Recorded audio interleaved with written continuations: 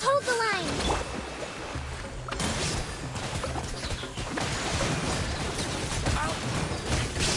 Go.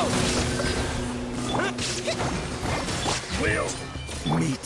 There is no escape.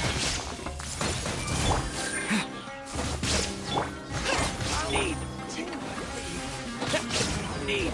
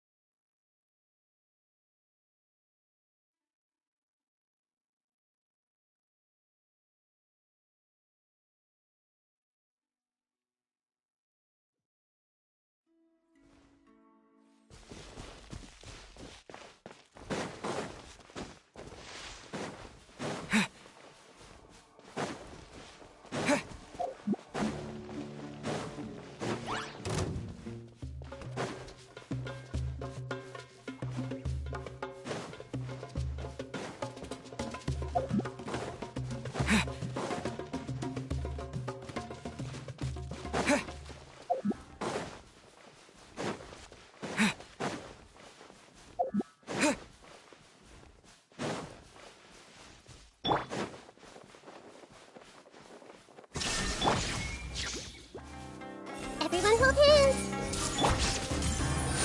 Rest and rebuild.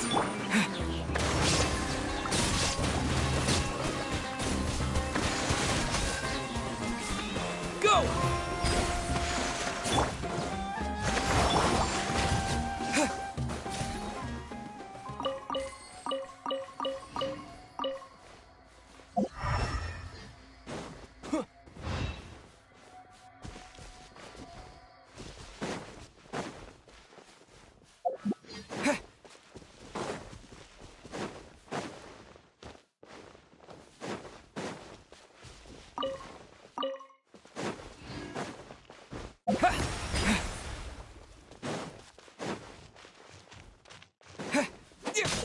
Yeah.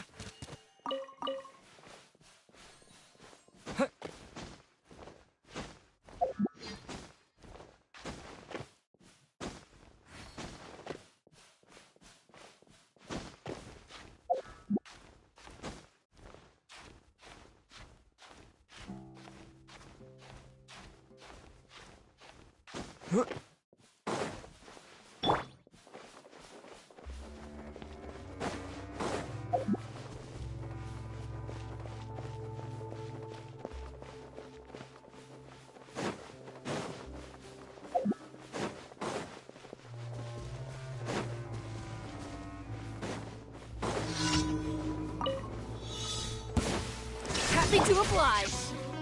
I see everything. Hold the line. How heartless. Following orders. Water jet.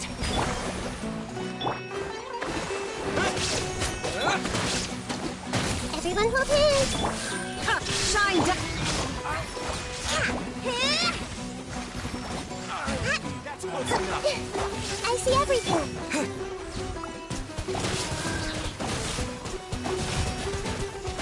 I'll be back. I'm getting sick of this game. Yeah.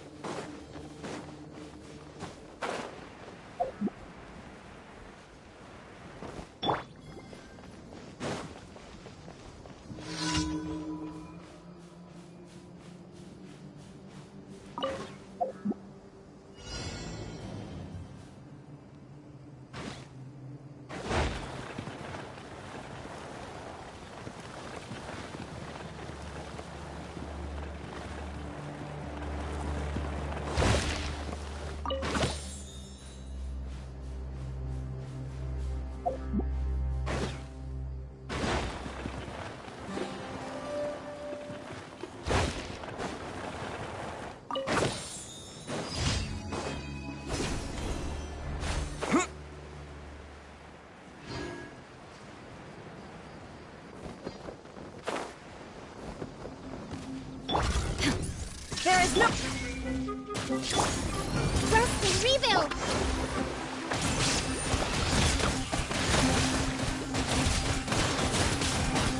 Go!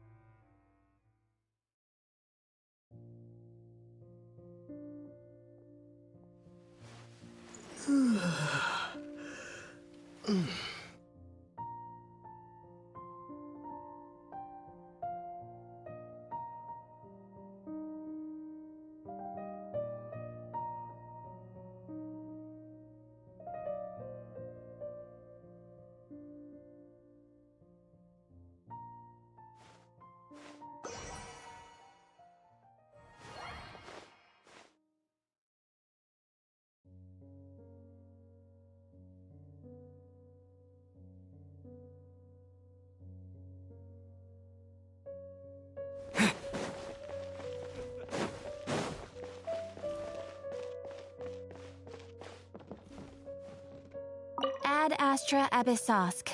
Welcome to the Adventurers Guild.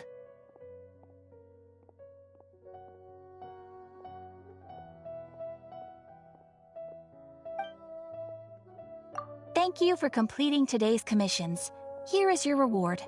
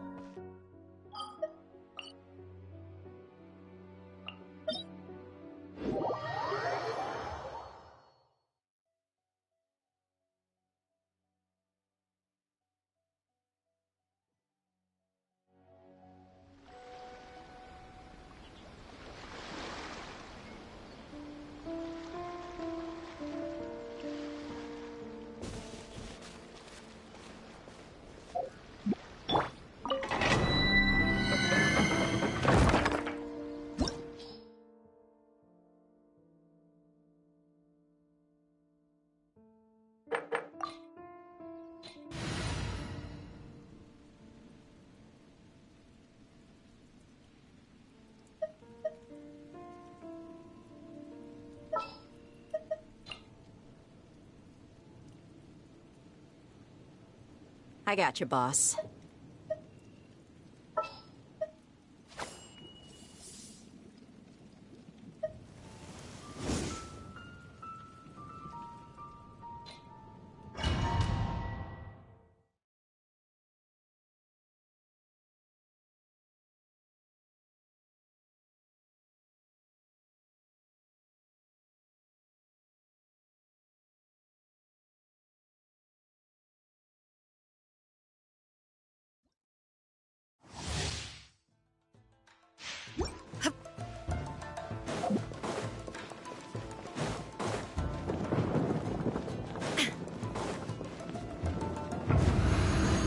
Illusion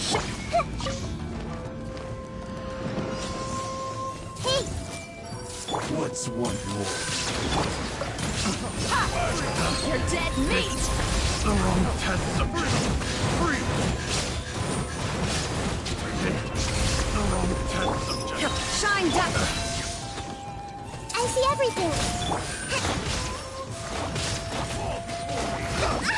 This isn't over. Allow me!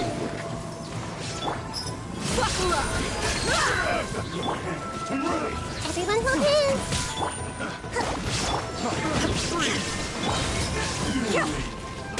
Test subject.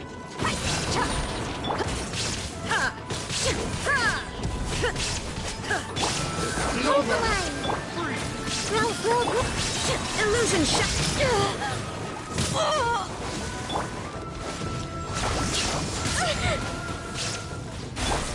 I see everything! There is no Uphill battle! Let's move out. Let's get it on! Hi! First, rebuild! Down. Like this.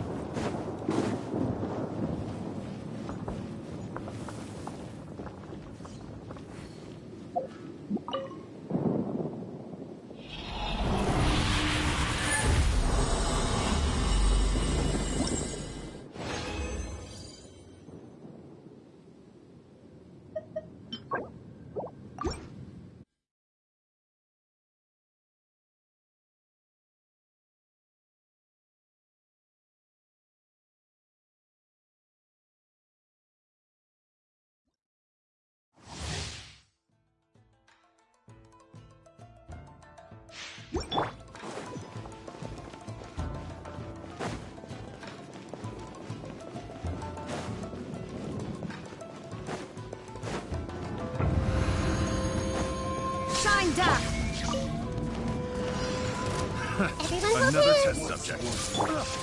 Hold the line. Buckle up! You asked for it!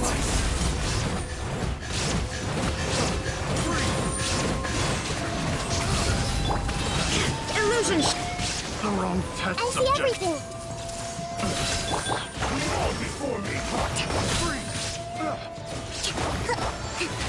Allow me. Let's get it on! Shine down! The wrong test subject.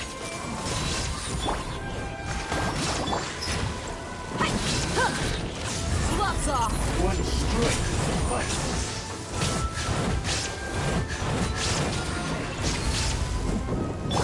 There is no escape!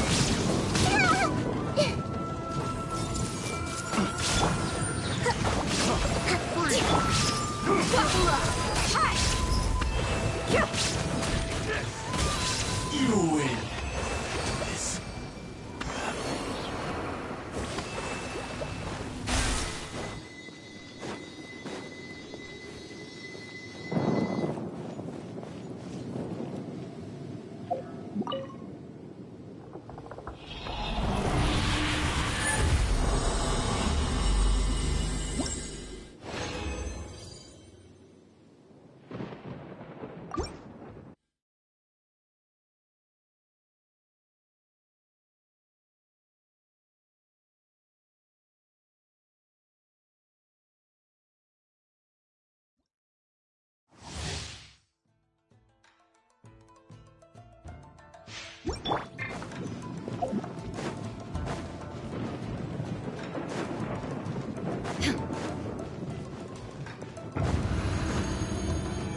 Shine down!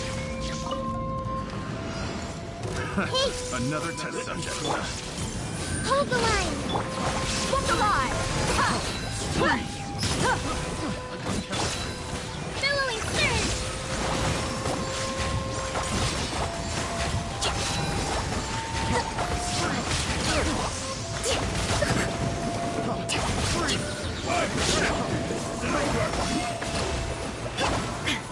There is no escape!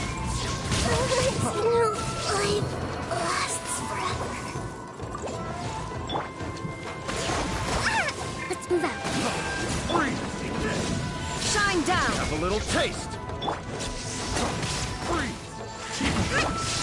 Allow me.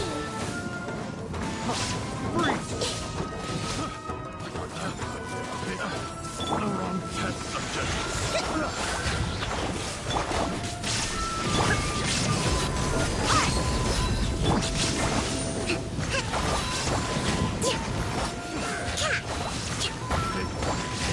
Hold the line.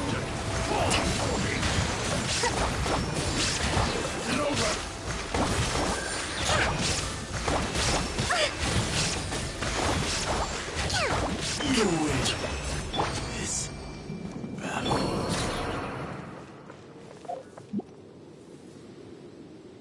Trust and rebuild.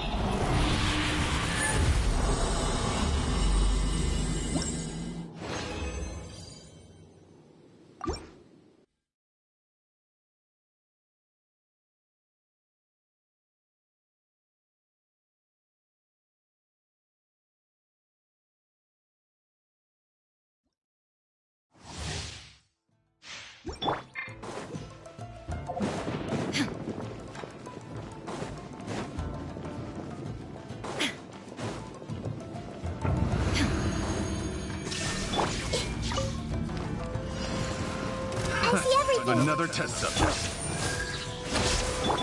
Buckle up! Ha! You asked for it!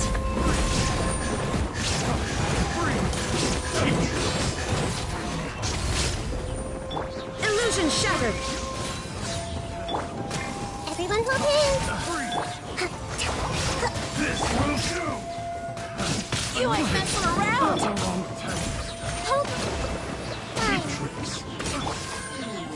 everything.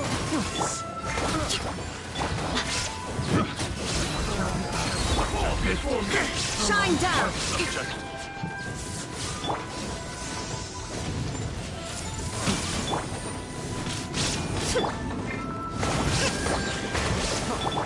There is no escape.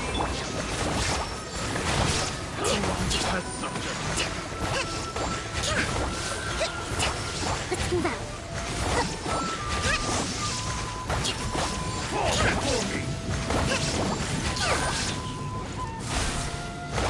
Cut down. This.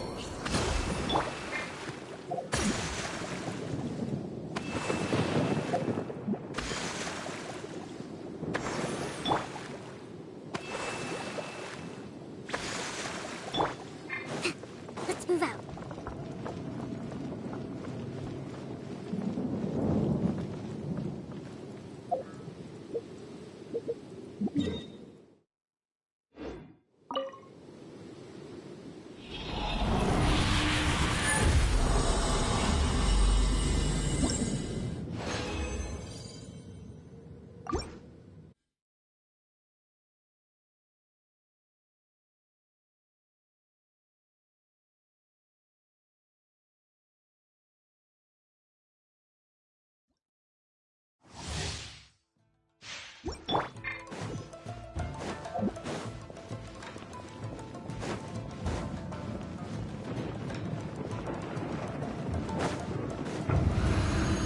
Illusion.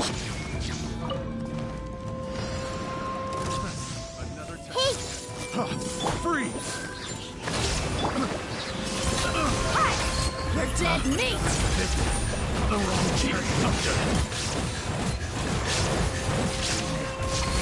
This will do! The Temple of Wisdom! Freeze! Shine down. Here, bring refuge! Fall before me! The wrong test subject. The wrong test subject. Committed to memory! Illusion shattered. Picked the wrong test subject.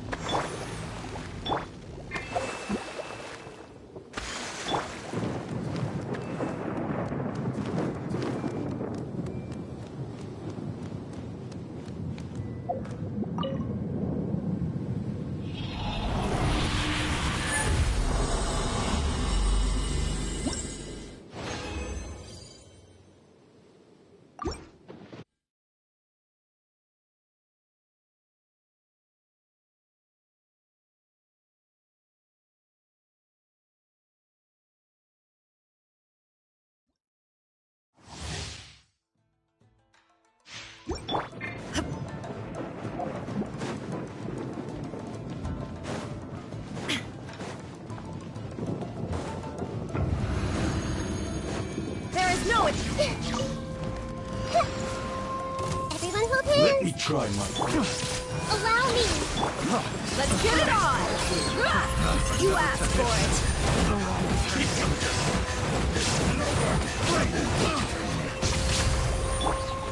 I see everything! Make yourselves at home! Grow, grow! Billowing surge! Hold the line!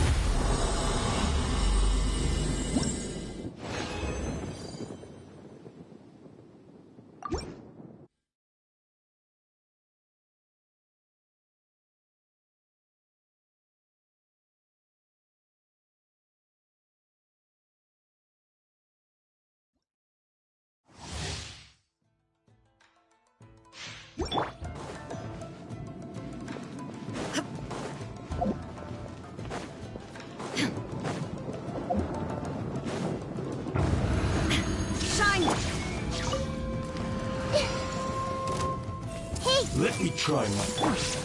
Rest and rebuild. Committed to memory. Hi! You're dead meat! This will do! I see everything. Sharing my knowledge. Keep free! Yeah, this place hurts. Really hurts. Hold the line. Now you shall perish!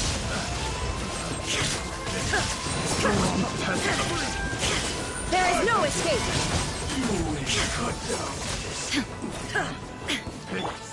The wrong test. Committed to memory.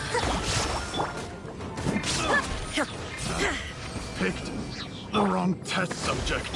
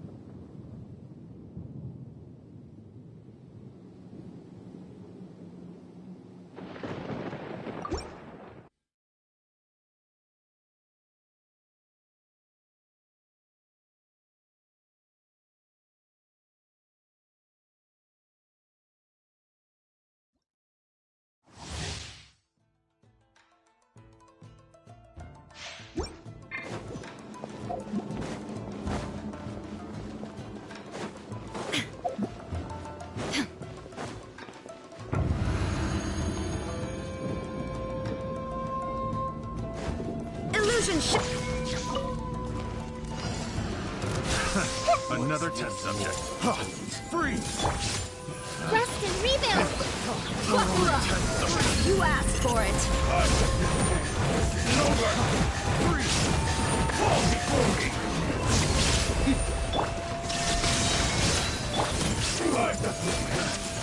Make yourselves at home. Allow me.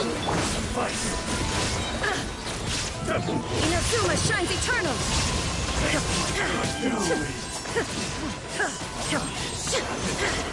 There is no escape. Everyone hold hands.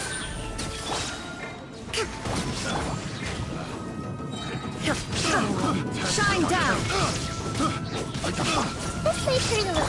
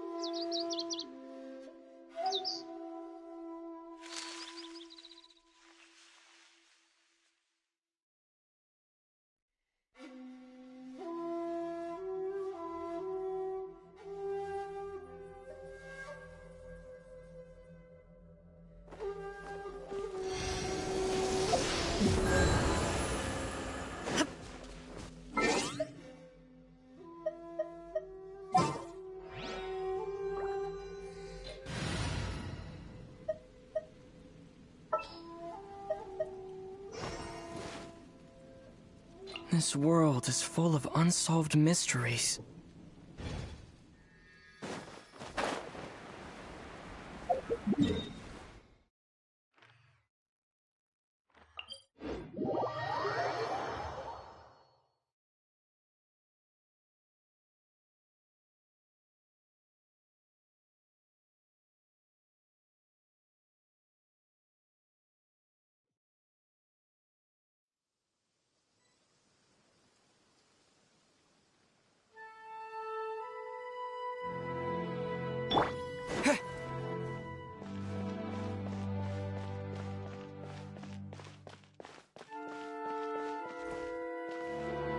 Ad Astra Abyssosk. Welcome to the Adventurers Guild.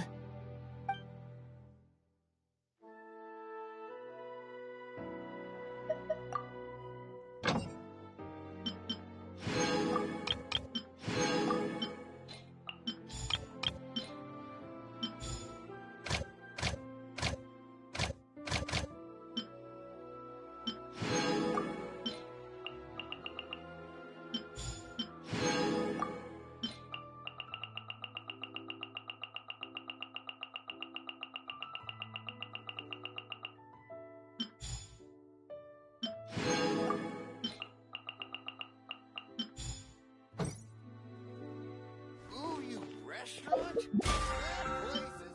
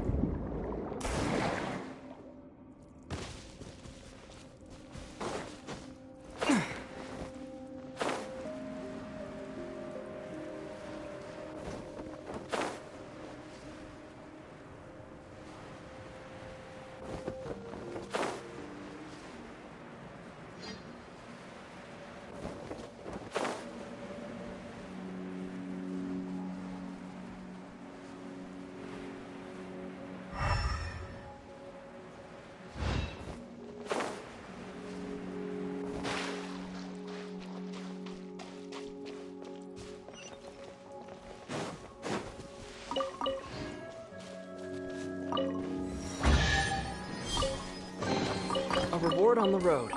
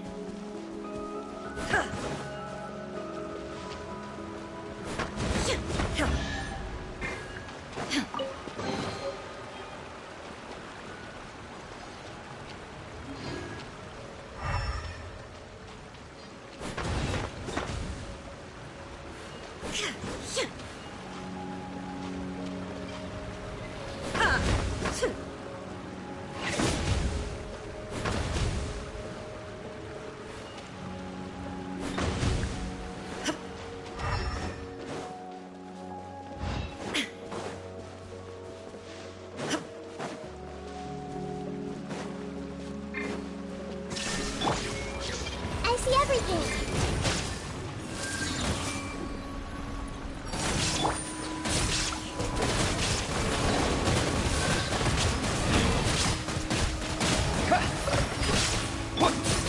Hold the line. Illusion shut.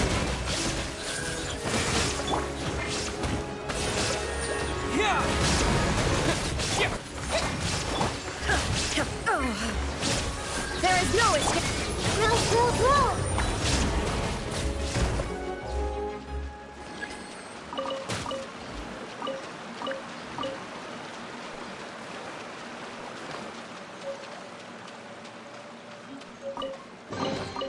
Curiosity deserves a reward.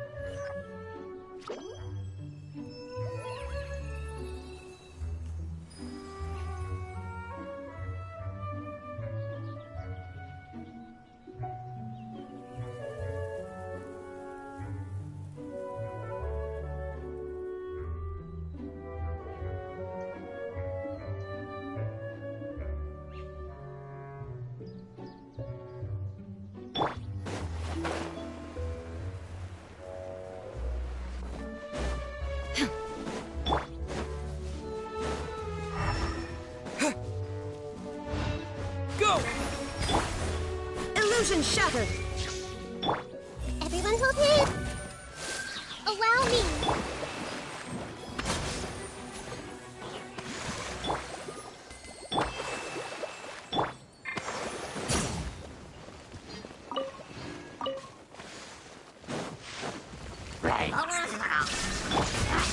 I see everything.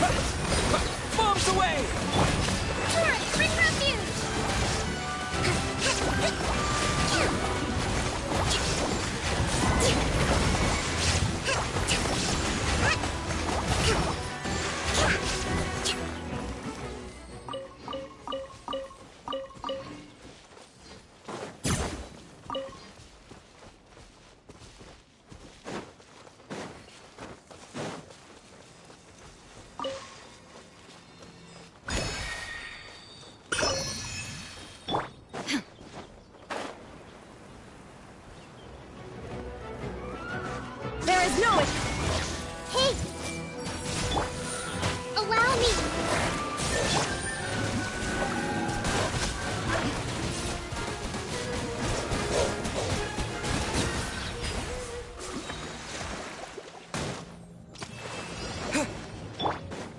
Shine down! I see everything!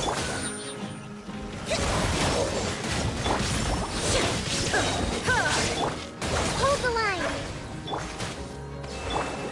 Everyone hold hands!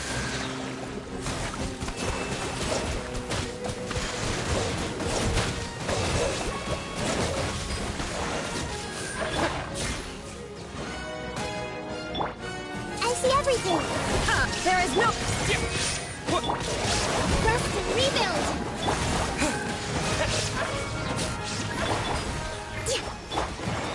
Hey!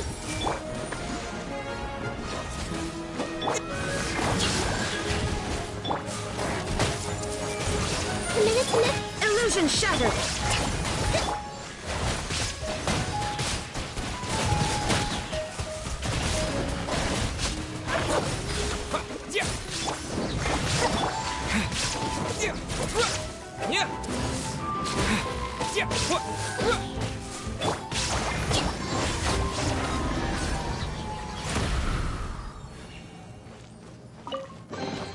Provisions are vital.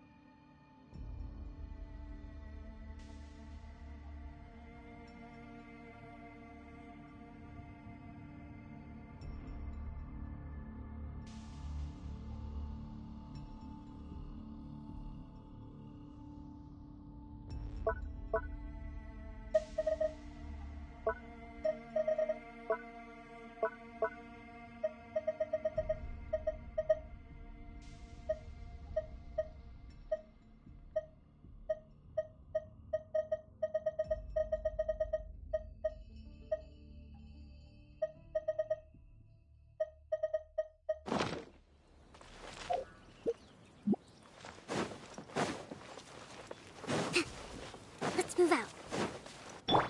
There is no... Everyone hold hands. Hold the line. No mercy. Don't be a killjoy! We've only just begun. Shined up. Roll, I roll, see roll. through you! I miscalculated.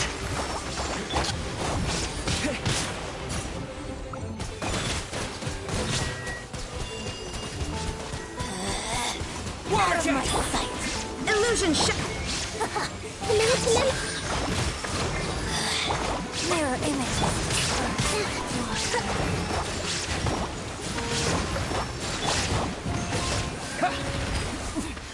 Winter shall eventually come.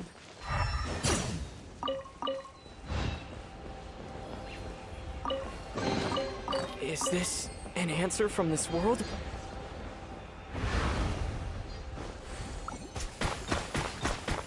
Go!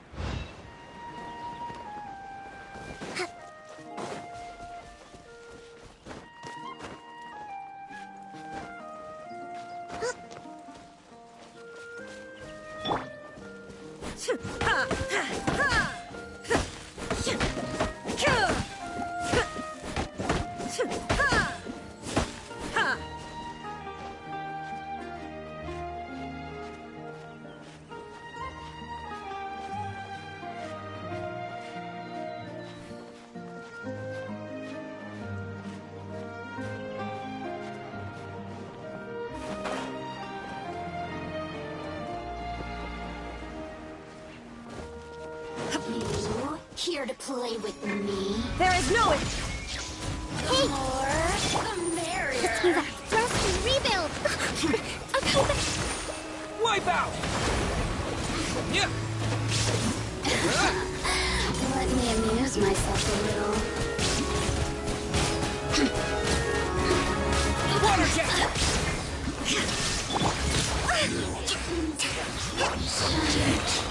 No longer.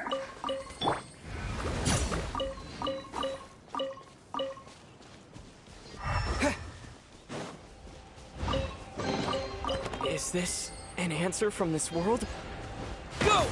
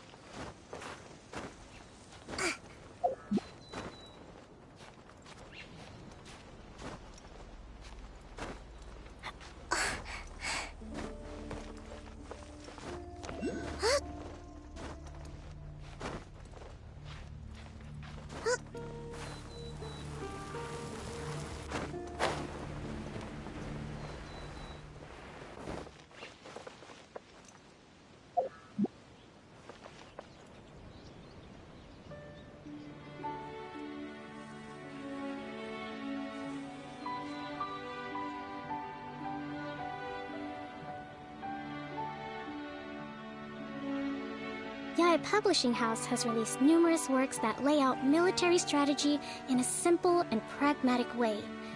Those are my favorite.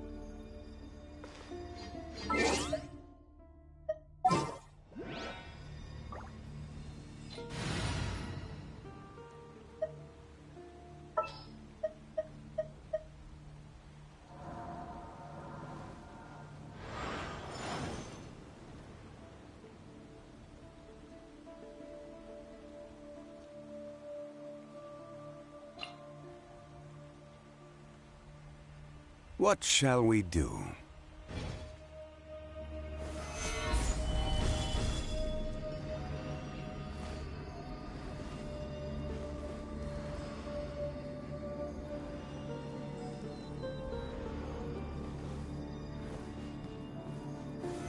Stabilize!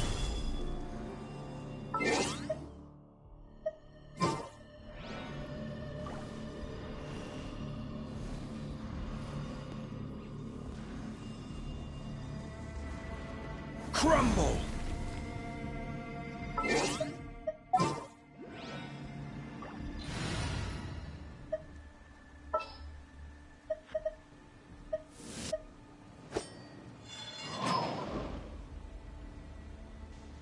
Want me to come along?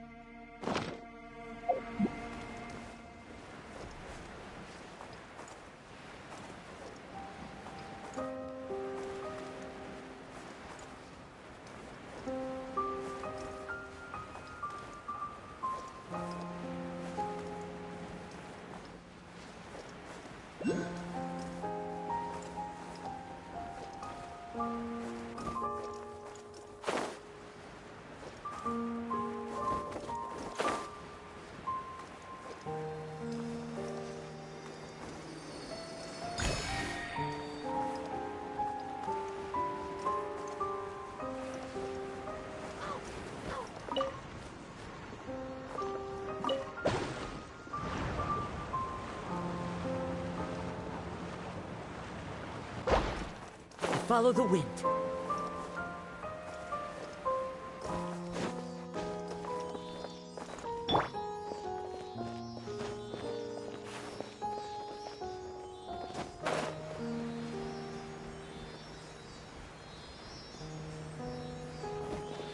Shine duck! Everyone hold hands! The wind knows me.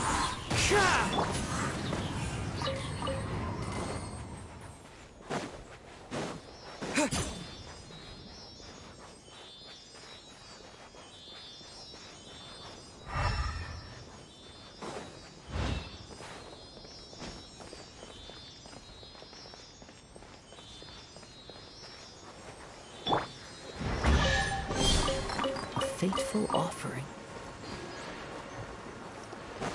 I see everything! One with nature. There is no escape!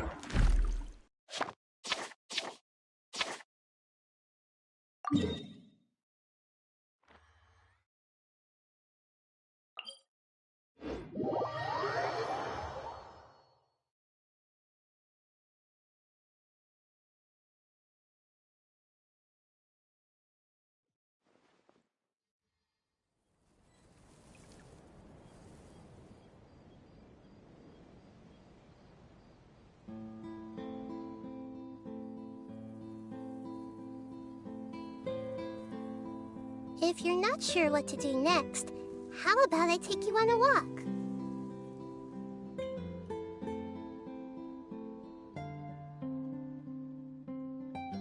Seems like the stories here never have a happy ending.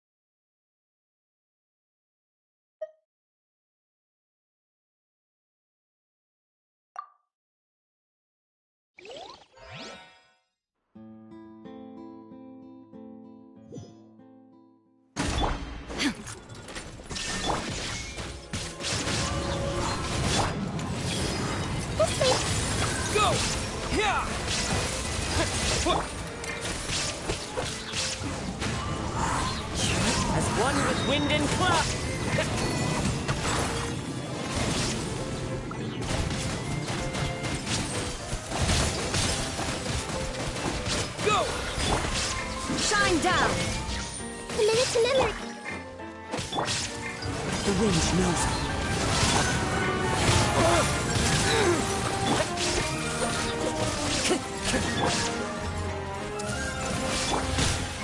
Illusion shattered!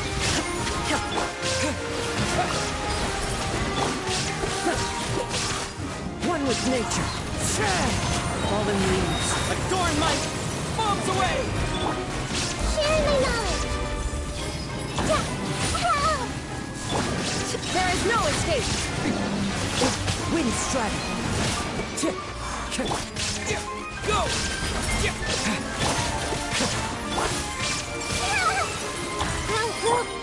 Shine down!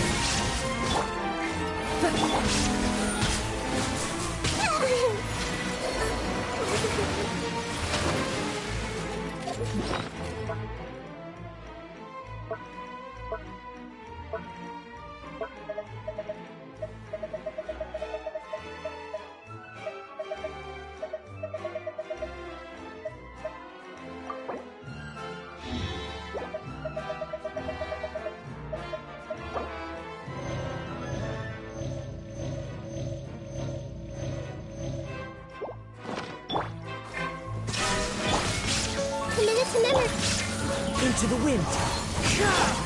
Water jet!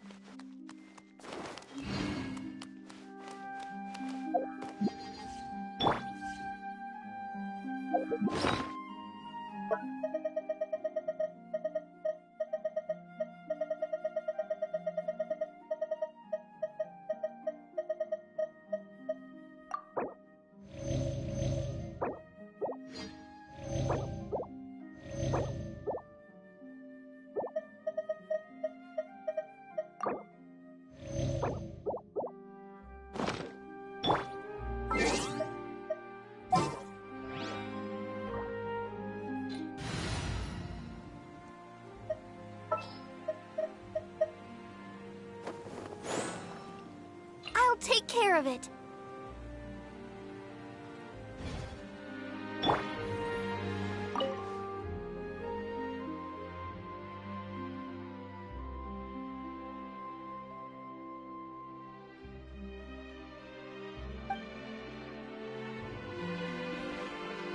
The more data samples, the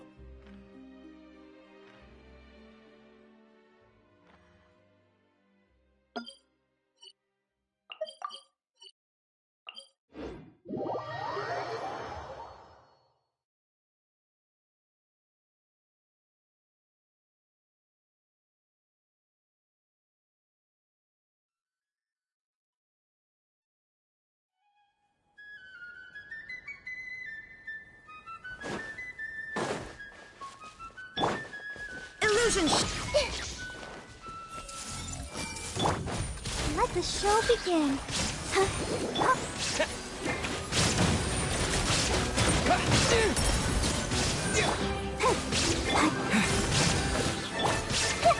Everyone hold it.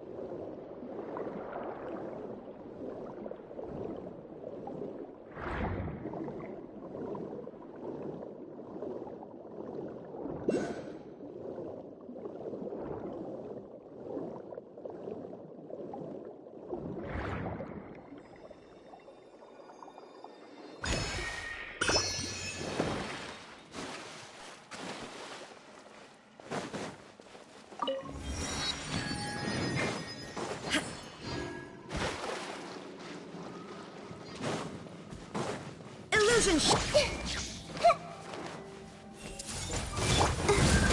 I'll protect us. Go! Yeah! The Temple of Wisdom.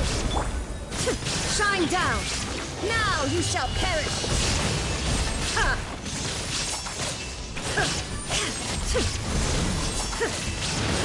There is no escape. Let the show begin. Yes! Grow, grow, grow!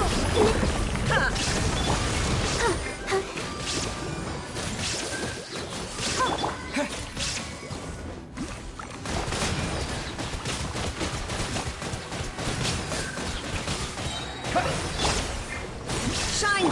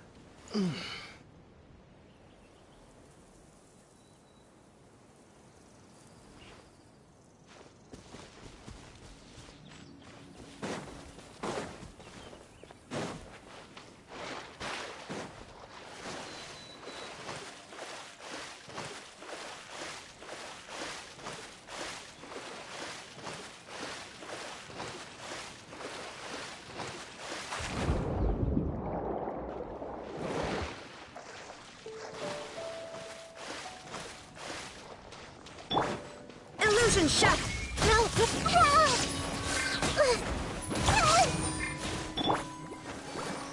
I'll protect us.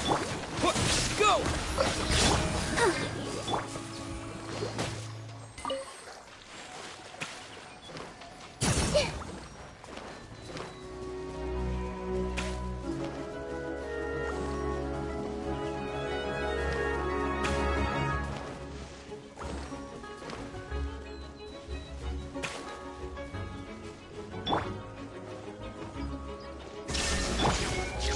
Hey! Let's dance.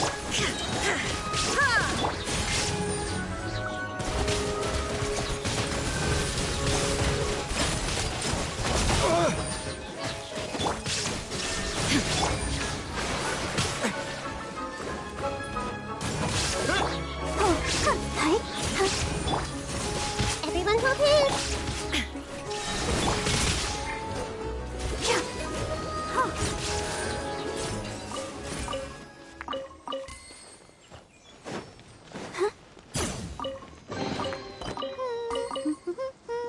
Things are going so smoothly today.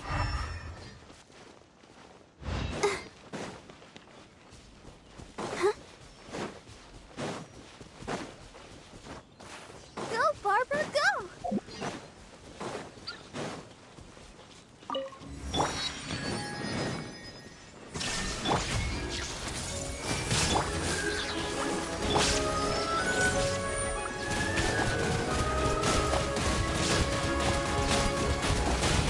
Water jet! Shine down.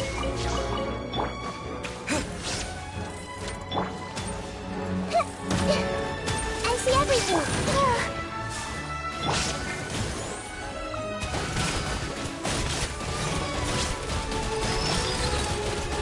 Water jet!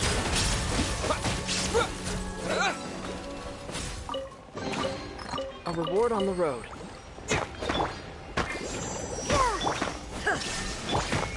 Let's save the...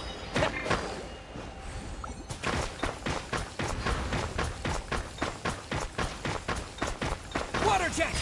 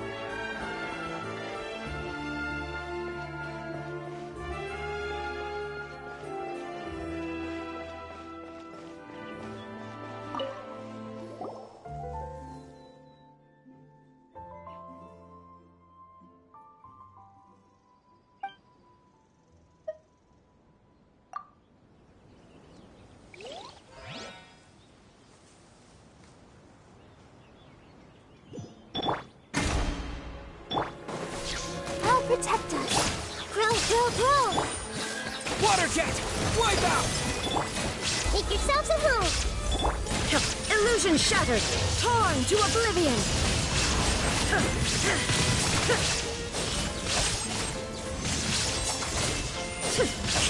Shine down! Go! This may prove a little.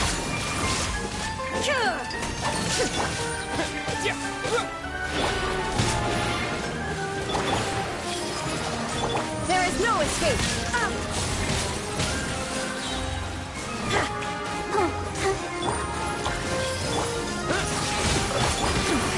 Insolent!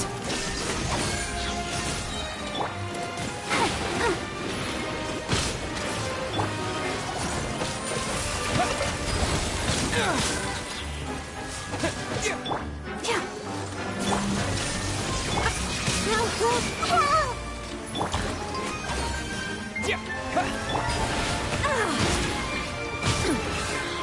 Insolent!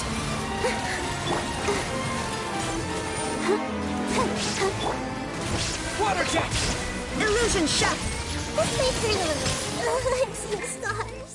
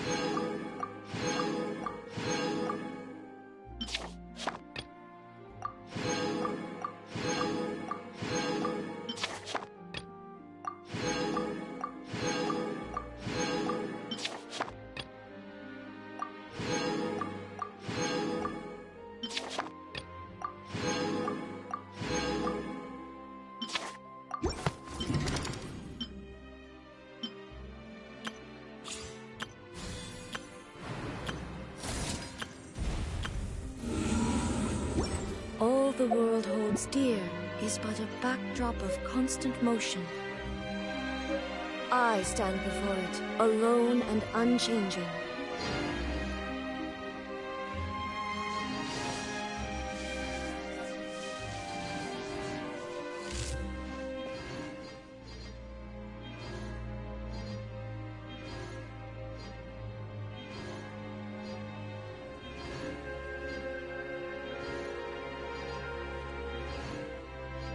The world remains constant over the centuries, but human life is like the dew at dawn, or a bubble rising through water. Transitory.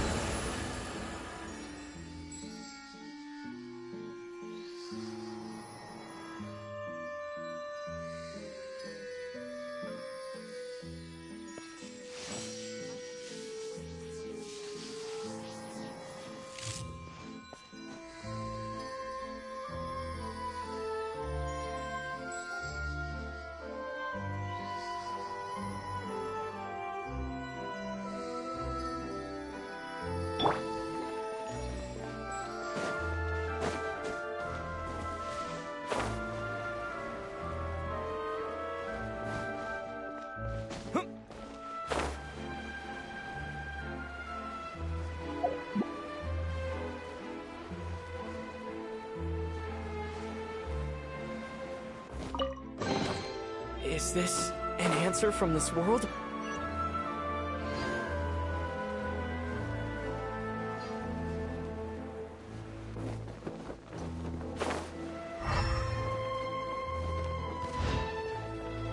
Hey, isn't that Charlotte? We're always running into her. What's she doing this time? Ooh, looks like street interviews. Paimon has a funny feeling that we might be in for an interesting time if we go check it out. Shall we?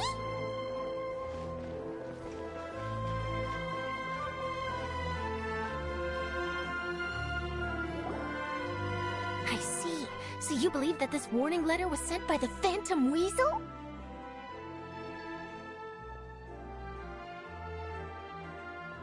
Absolutely. I've said it before and I'll say it again. The Phantom Weasel never acts as you expect. He must have faked his own death 10 years ago using a body double. Now that he's back, I'm sure the guards who worked on his case back in the day are in for a headache, but however this turns out in the end, the one thing it won't be is boring. Couldn't agree more. As a journalist, I'm gonna get a lot of mileage out of this one. Thank you, sir, for your time. Now, whom should I interview next? Oh, huh? Hey! What a coincidence! Fancy meeting you here. Perfect timing. So, the Phantom Weasel's latest warning letter. What are your thoughts?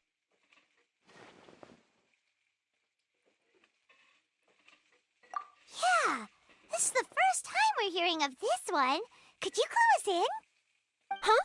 Oh, sorry. Yes, this case is from a decade ago. I guess you wouldn't know about it. Well, not to worry. You're in good hands because I'm a professional. The story goes like this. 10 or so years ago, a phantom thief became active in the court of Fontaine. Known only as the Weasel, nobody knew his true identity, and the authorities never managed to catch him. Wow, cool! He sounds like one of those mysterious night burglars that you read about in novels. Precisely. Well, except the part where they actually have a good reputation. Our Weasel targeted whatever people held dear, and no one was safe from his predations. He would just as soon steal a necklace from a rich merchant's safe as he would a toy doll given to a commoner child for their birthday.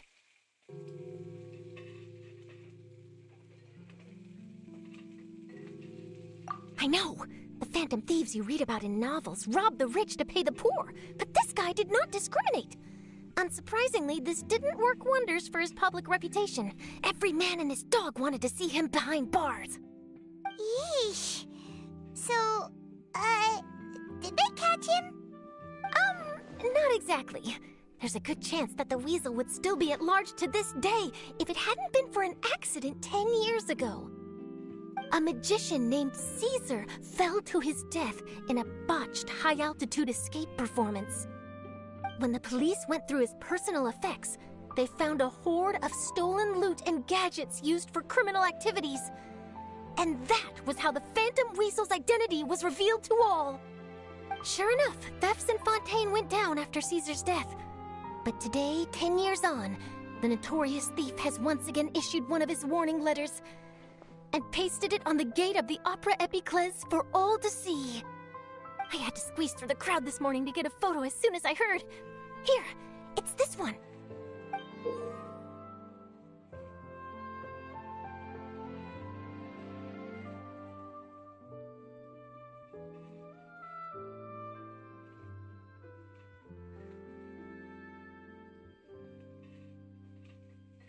So, this is the warning letter, huh?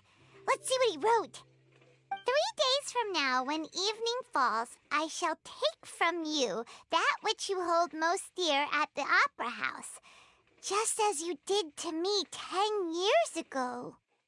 This is, without a doubt, a clear declaration of criminal intent. After years of laying low, the Phantom Weasel is back with a vengeance. What once seemed like an open and shut case has been blown wide open again. But why has he re-emerged now, and what does he want? I sense an epic scoop, and I'm going for it. Uh-oh. If this thief will steal anything that other people value, does that mean even we might be targeted?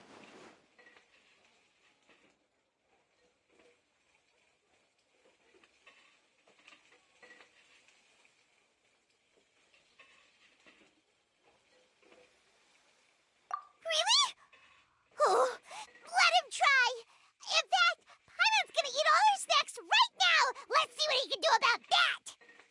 Okay, the people have spoken. It's clear that the public are very concerned about the Phantom Weasel's reappearance. Let's see, I've got a photo of the letter, my interview notes. Yep, that should be enough to form the skeleton of my article. It does feel like something is missing, though. Something exclusive. Who should I interview next? I need someone with a more concrete connection to the weasel.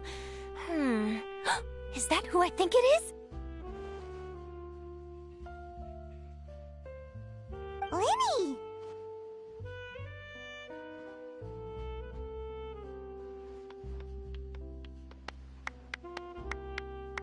Magic, magician, Caesar! The Phantom Weasel! That's it! Let's go interview Lyney! You see, the original Phantom Thief Caesar was a magician too! And what do Phantom Thieves and magicians have in common? They both have an air of mystery about them. Perhaps there's a connection there. Are you serious? What sort of a deduction is that? Oh, relax! My journalistic instinct tells me that an exclusive news story is beckoning. Let's go! No time for delay!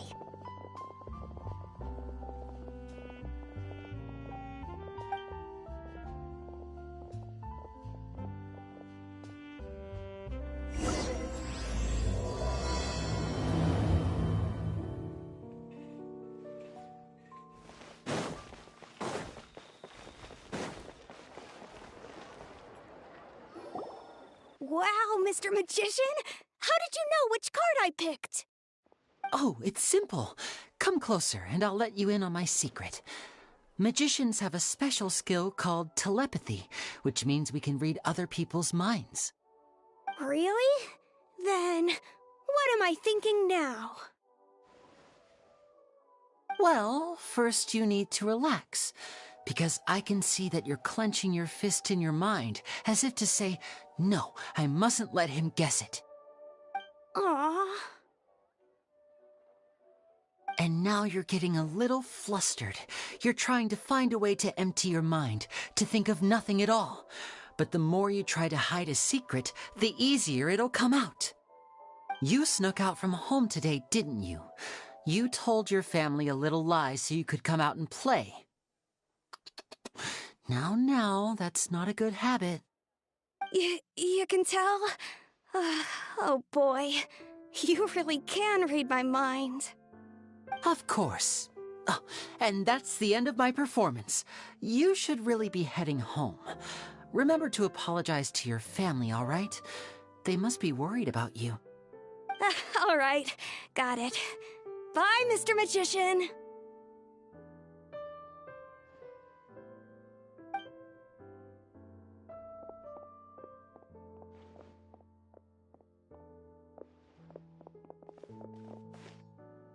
Hey, Lyney?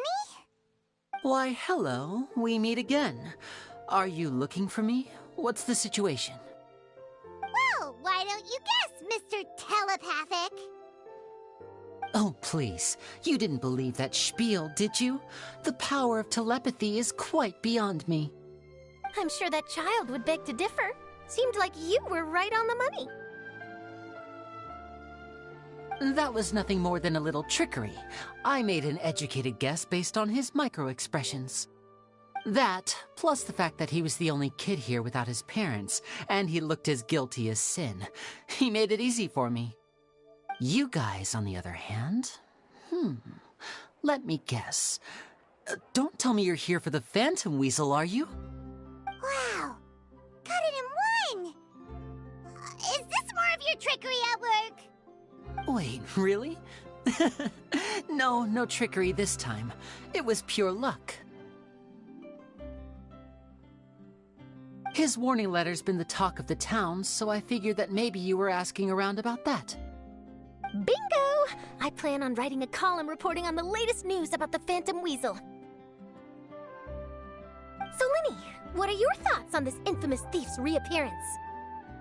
To be honest, it makes me angry. Angry? Why? You read his letter, right? The Phantom Weasel claims he's planning something in 3 nights' time at the Opera House. That's the night I'll be performing there. Huh. What are the chances? Wait a minute, you don't think he's after you, do you? Well, if he is, then his warning is clearly a direct challenge to me personally. And if he's not, then it's still going to be a huge headache for me. The mere mention of the Weasel's name is enough to scare people off, so once the contents of that letter get out, barely anyone will be showing up to watch my show. But I've been preparing for this for a long time. I'm not about to let him ruin my big day. This leaves me with only one choice. I have to expose the Phantom Weasel's identity before the show begins. Really? So what you're saying is, we might get to see a live duel between a famous magician and an infamous thief? Wow, this has exclusive written all over it! To be honest, I'm not sure if I'll emerge the victor. The Phantom Weasel is a notorious crook, infamous for his inscrutable methods. You're being far too modest, Lyney. I think your magic tricks are even more inscrutable than those of a thief. Thanks for the compliment, though I have to say I don't care much for the comparison. A lot of people liken magicians to thieves because we both have the ability to make things disappear without the person noticing. But there's an important difference that these people overlook. Allow me to demonstrate with a quick magic trick. Here, I have a flower, just an ordinary flower that was picked not long ago. Watch it carefully now. 3, 2, 1. It's gone!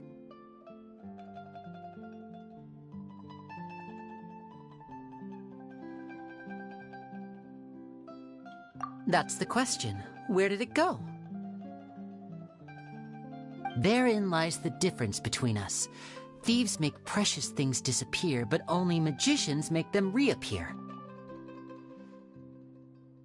If I could now invite you all to check your clothes, there might be a surprise in there somewhere.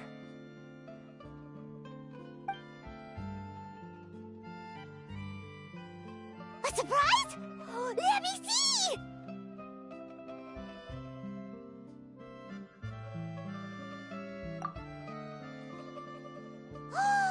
It's right there! But how? You haven't moved this whole time! What an outstanding trick! Sorry, Lyney, it seems that my previous praise was woefully inadequate. Clearly, magic is the superior art form to theft. Don't worry, I didn't take offense.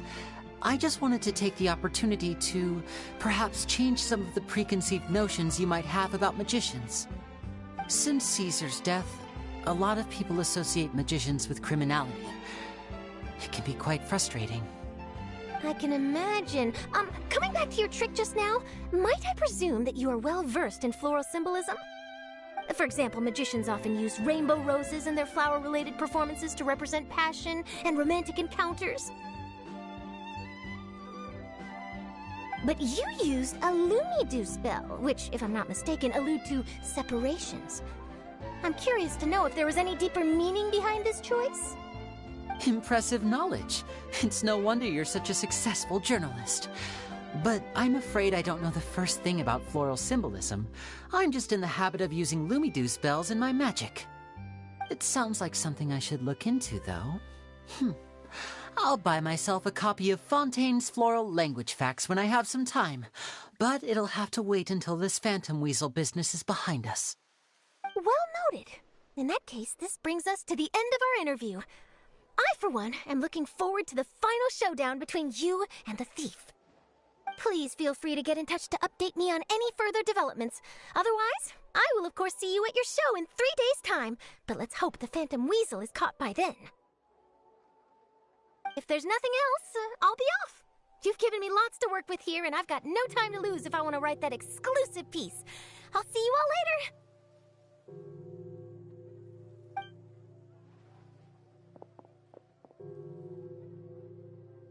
So, Lyney, are you gonna tell us how you did that flower trick now?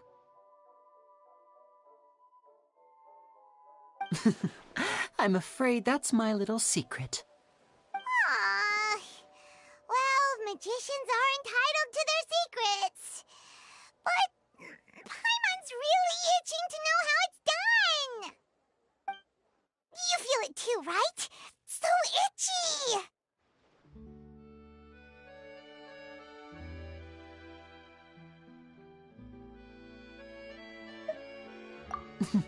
Not so itchy then, huh? Well, since you're so concerned, how would you like to serve as my temporary magician's assistants and help me investigate? Magician's assistants? Oh, that sounds fun! Assistants are technically magicians too! Also, it'll bring us one step closer to figuring out how that darn trick is done! Shall we go for it?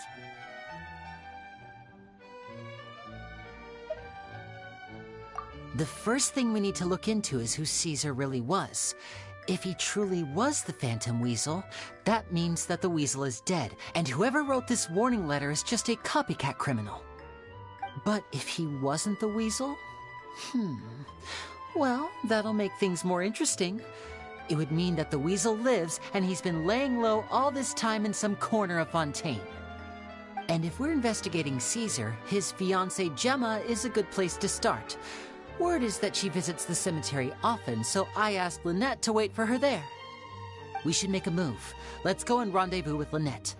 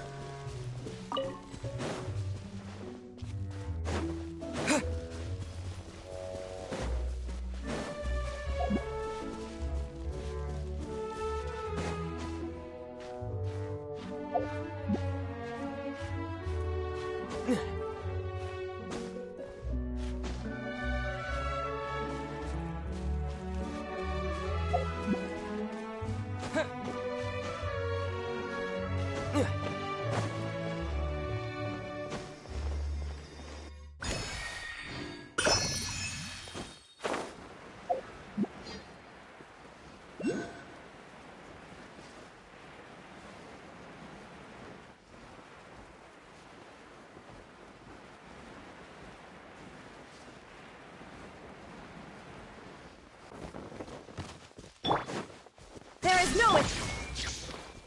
Everyone hold hands. Let the show begin.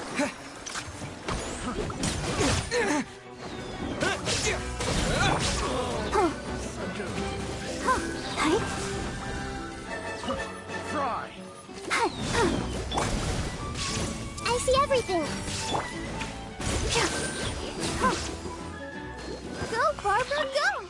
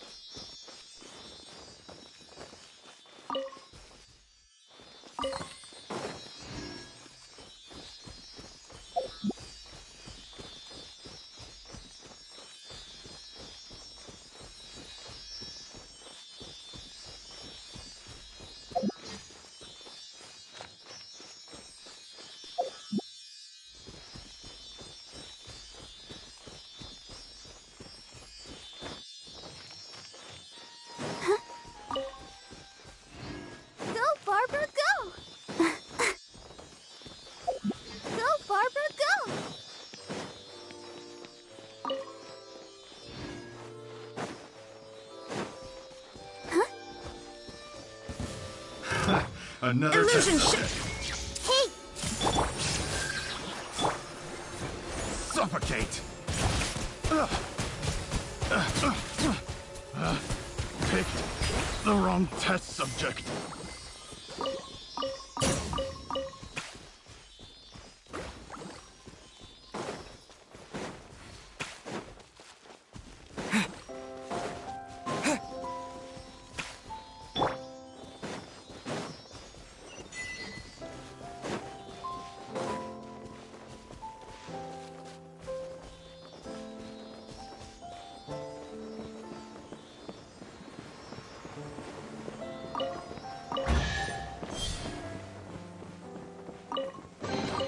Take them. I have no need.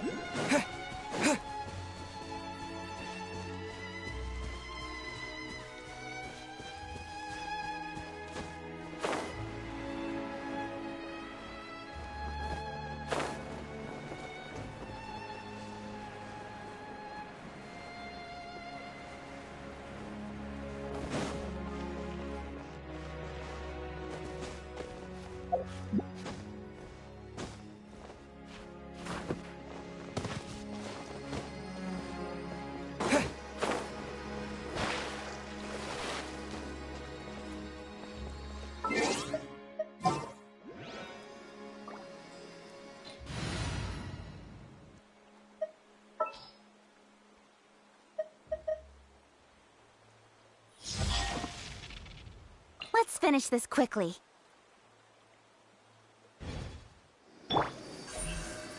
Don't blink!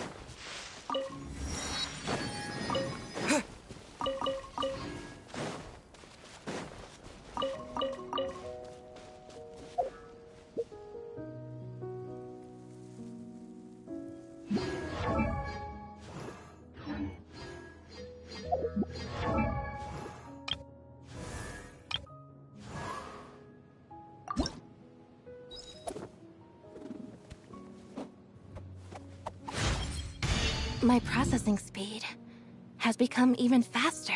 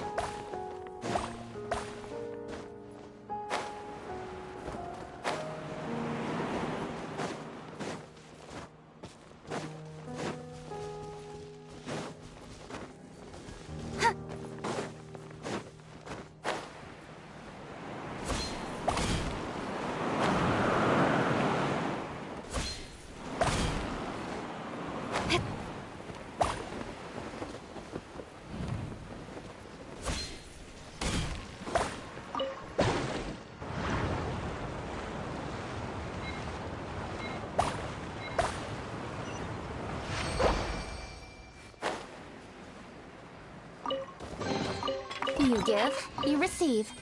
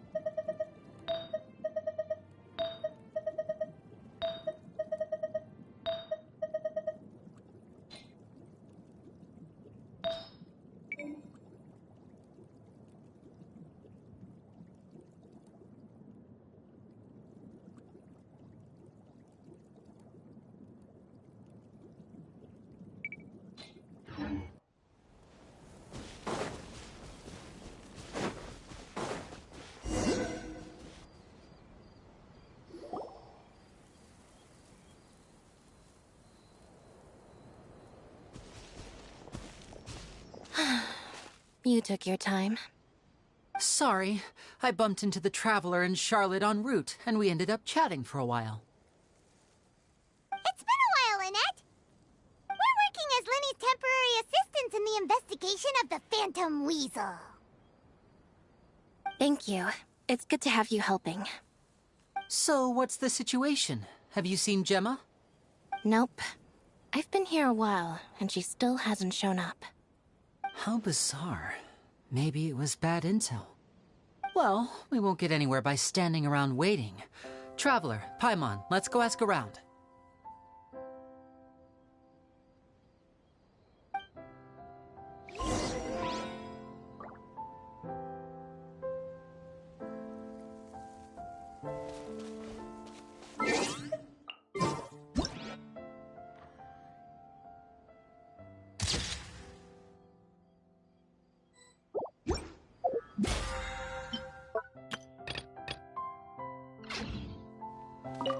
I'll wait for you here and see if Gemma shows up.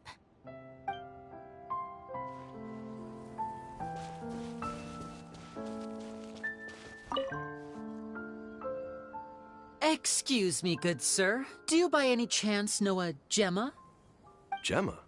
You mean Caesar's fiancée? Sure I do. What's this about? I'm just trying to get a hold of her because I need her help with something. I heard she comes here a lot. Yeah, she does. Poor thing. It's no secret why, either. She's heartsick. Ever since Caesar passed away, she's been coming here once every week to clean his grave. Often, she just sits there in front of his headstone, lost in thought. Sometimes she talks to herself. I asked her what she was doing once. She said she wanted to speak to him again. She knows he's gone and can't hear her from the grave, but she just likes to spend time there, telling her fiancé all about how her life is going. And she's been doing this ever since Caesar passed away? Oh, so 10 years. Wow, their love must have been really strong. I'll bet. Caesar's reputation fell apart after his identity was revealed, so no one else visits his grave. Gemma's the only one who still thinks about him after all these years. I don't know if the mind lives on in the waters after death, but if it does, I'm sure Caesar must be grateful to have someone who remembers him fondly. If I'm honest, I think this is all so unfair to poor Gemma. Her fiancé was a low-life crook. He doesn't deserve someone like her. Anyway, all of that said, she's running later than usual today. Normally, she'd be sitting in front of his grave by now. I wonder if she's okay. Well, that's everything I know, I'm afraid. You might have more luck asking some other people. All right, well, thanks for sharing all of this with us. We'll keep asking around. You're welcome. I just hope she'll be able to move on one day.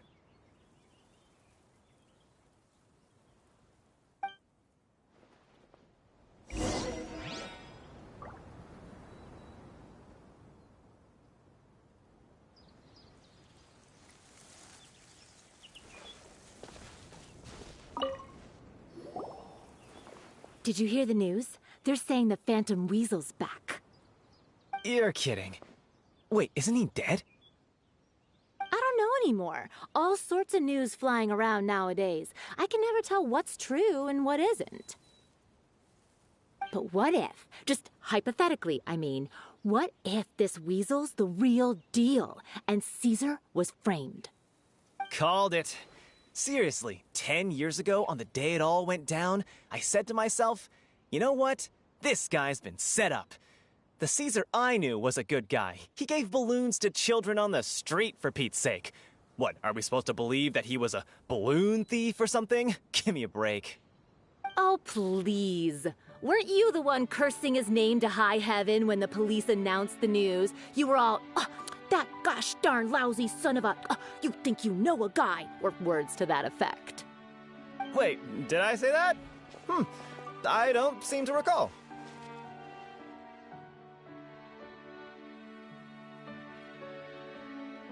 Hello there. Sorry for disturbing you, but I couldn't help but notice you were discussing the Phantom Weasel. We're actually quite interested in this topic as well, but we're struggling to get to the bottom of it. Do you think you could spare a moment to tell us a little bit about Caesar? You've come to the right people. Yep, I was there. Back when Caesar used to perform magic tricks on the street. He was a great magician. The best trick I ever saw him do was pop a transparent balloon, only for a whole bunch of doves to fly out from the inside. I was right up close and didn't blink or look away once. But for the life of me, I still don't have the faintest clue how he pulled it off. Really incredible stuff. I saw him perform too. He always used to bring some gifts along for the kids who came to watch his show, and he'd hand them out after he was done. Sometimes he even got the kids to write their wishes down, and then he'd make the items on the wish list appear in his next show. Huh. He doesn't sound like such a bad guy. But after he died, there were also rumors that he used the wish list to find out what was precious to people, with the intent to steal it later. As I'm sure you know, the Phantom Weasel would steal just about anything from anyone. Whatever the case, now that the Weasel is back, Caesar's become a hot topic once more. I bet Gemma must be pleased. If Caesar's name gets cleared, maybe it'll finally give her some solace after all this time. Oh, speak of the devil. That's her over there. If you've got any more questions about Caesar, she's definitely the one to ask.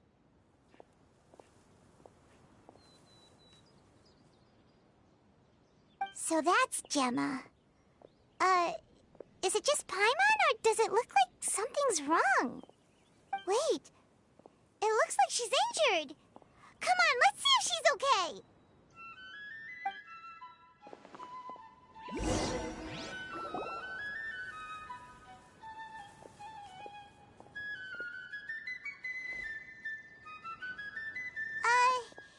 Hi there. You're Gemma, right?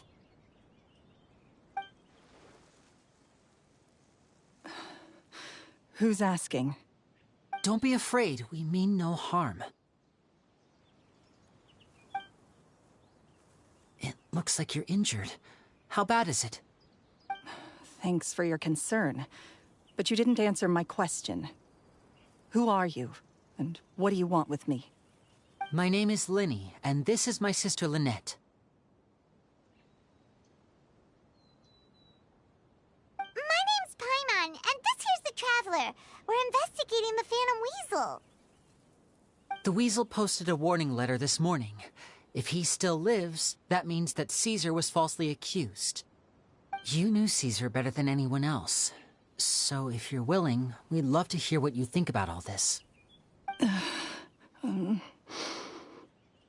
promise you can trust us. We won't hurt you. In fact, we'll do all we can to keep you safe. I never believed that he was the Weasel. Huh. I suspected as much.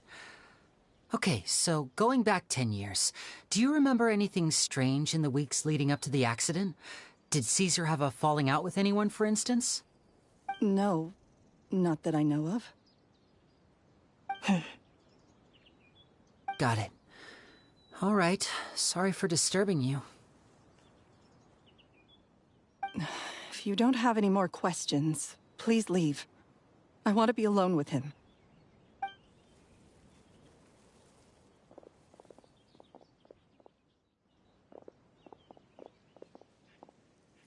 Judging by the look on her face, there's definitely something fishy about her. She's lying. She definitely knows something.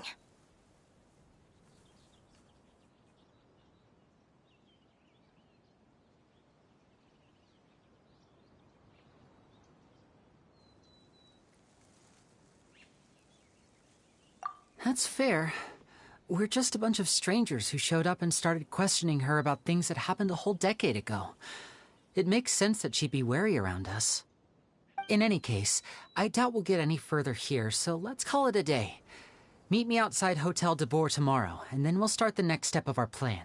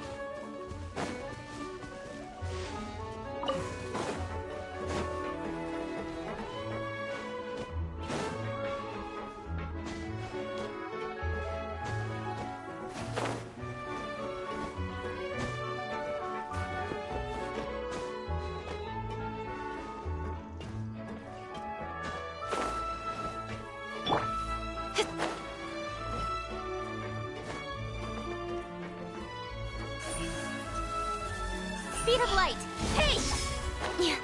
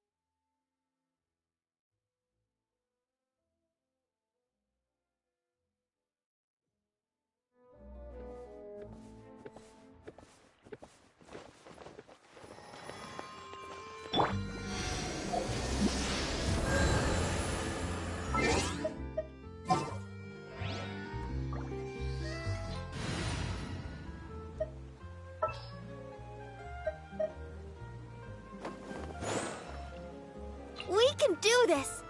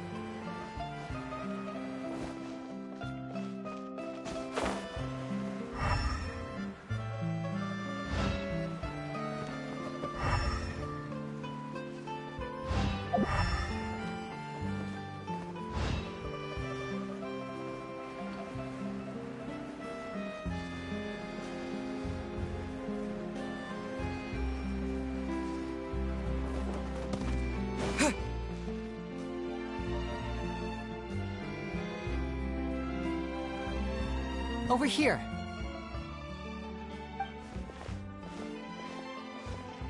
Lynette's not joining us today? I've had her follow Gemma and see if we can make any inroads with her. They should be at a cafe right now. Still, I don't think that Gemma's likely to open up to us. So, we need a contingency plan.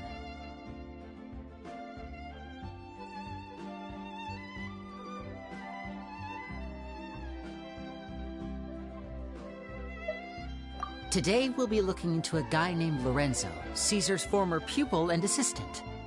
When Caesar passed away, all the stolen goods discovered in his home were confiscated and returned to their rightful owners. But Lorenzo was the only one privy to all his magic secrets, and he inherited his craft. Before long, Lorenzo was the next big magician in town, his fame surpassing even that of his master, and it made him very wealthy. He's since left the magic scene, though, and these days, he's a wealthy businessman with his fingers in a lot of different pies. I had to pull a lot of strings, but I managed to get him to agree to a couple of drinks with me. Be warned, though, I hear he's got a hair-triggered temper. We'd best be careful.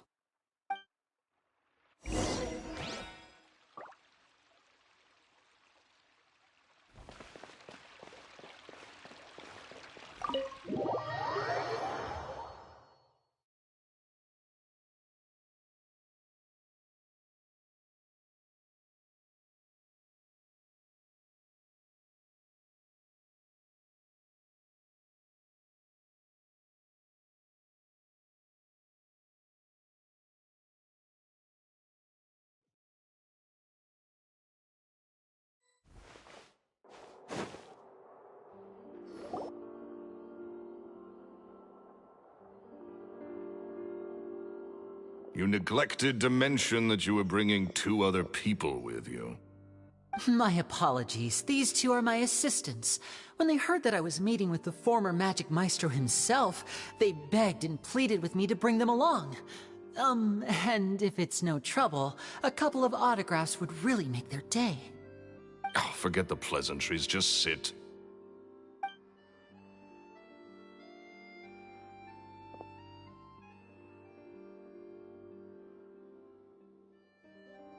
Get a load of this guy. Forget the pleasantries, he says, but he looks pretty happy about Lyney stroking his ego. I only agreed to meet since we're both magicians. Do me a favor and cut to the chase. I have more important things to do than drinking. Much obliged, sir. As it happens, the matter I want to address is also related to magic. Yesterday morning, a warning letter from the Phantom Weasel appeared on the entrance to the Opera House. He claims to be planning something for the same evening that I'm scheduled to do a magic show there. As such, I believe that I may well be his target. I have to get to the bottom of this to ensure that my show can go ahead as planned. Naturally, any investigation into the Weasel starts with a few questions about Caesar, who... What is there to investigate? Caesar was the Weasel and he's been dead for 10 years. So what if some sick creep thought it'd be funny to write a warning letter? It changes nothing. Are you trying to tell me you actually bought it? Please, sir, no need to get so worked up. I do concede that a copycat is but one possibility. Possibility? It's a fact, Lyney. Look, my patience is limited, so listen carefully while I'm still willing to put up with you. The Weasel is dead. Period. Everyone knows that, so do yourself a favor and quit this investigation. It'll lead you nowhere. Look, if this affects your magic show in any way, I will personally compensate you for any losses. Oh, sir, I'm honored, really. But this isn't about finances for me. My pride as a magician is what's at stake here, Lorenzo. Copycat or not, this person has thrown me the gauntlet, and I must meet their challenge head-on. Your pride? Don't mince words with me, boy. Just tell me, what exactly are you seeking to do? I want to find out the Phantom Weasel's true identity. I have to know for myself what really happened 10 years ago. What would that accomplish? And what do the events of 10 years ago have to do with you, anyway? Look, you of all people should know that a magician never reveals their secrets. And in any case, dead men don't talk. So if you really care about your magician's pride, then you'll forget about Caesar and move on. Uh-oh. This is getting awkward. Lorenzo? Is that? Oh, it is you! I know that big, booming voice anywhere. What's up, my man? Want to grab a drink with me? Another day, I'm busy. Oh, come on. You can't be all business all the time. You know what they say? Live fast, die young. You gotta learn how to kick back and relax once in a while. If I wanted your life advice, I'd ask for it. Now get out of my face and go be drunk somewhere else. Sorry, my good sir. I don't believe I've had the pleasure. Oh, hey! Edmondo. He and I are business pals. We worked together a bunch of times. This is your first time meeting him? Oh, he's always like this. Foul-mouthed and hard-nosed. Never heard a kind word out of this guy the whole time I've known him. And he wonders why he can't get a girlfriend, despite being, what, pushing 40, 30, something? Anyway, point is, a lot older than when he first got rejected by the girl he was into. And he's still into, from what I hear. Shut up and get out of my face. Another word out of you and you can forget about doing business with me ever again. Do I make myself clear? Sorry, I may have had a little too much to drink. All right, I'm gonna leave. Don't work too hard.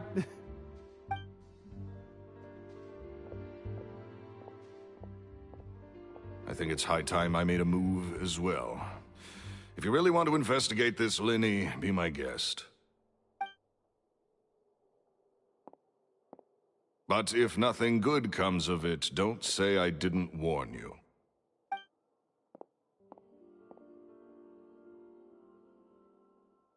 Well, that fell to pieces in a rather spectacular fashion. Any thoughts? Totally. And what was all that about compensating you for your losses? Why would someone you just met make an offer like that? He's gotta be hiding something. And not like Gemma. She was a little suspicious, but this guy's definitely covering something up. I think so too. We need to look into Lorenzo more closely. That guy Edmondo seems to know a thing or two about him. He only just left. Let's see if we can catch up with him.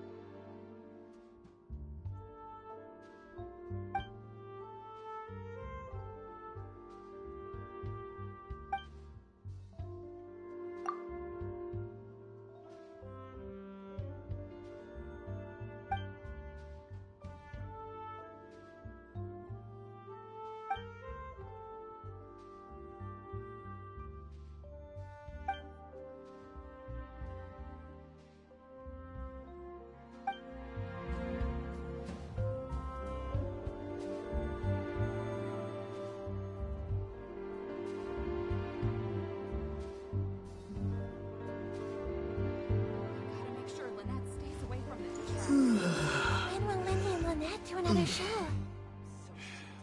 If you want want to your water, just help yourselves.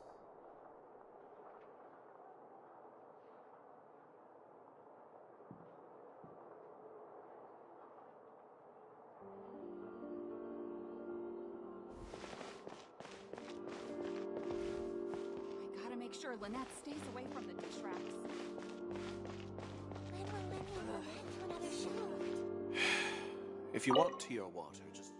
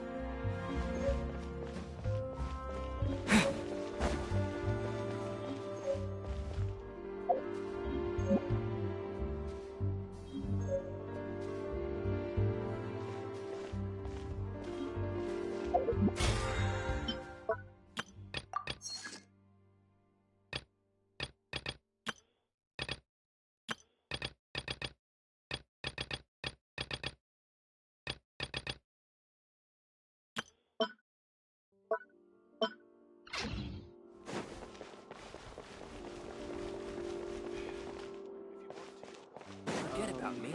What did you This is about want exactly?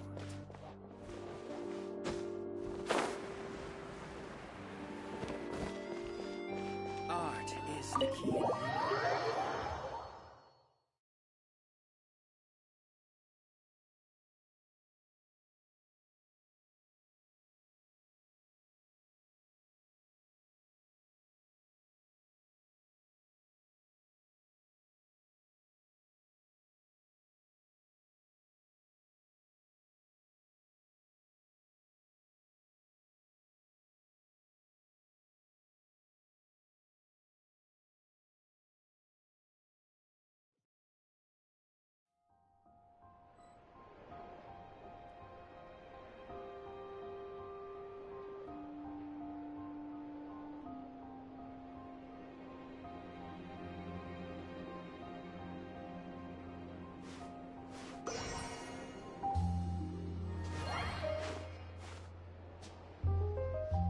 We cannot just rely on the ocean's self-cleaning ability.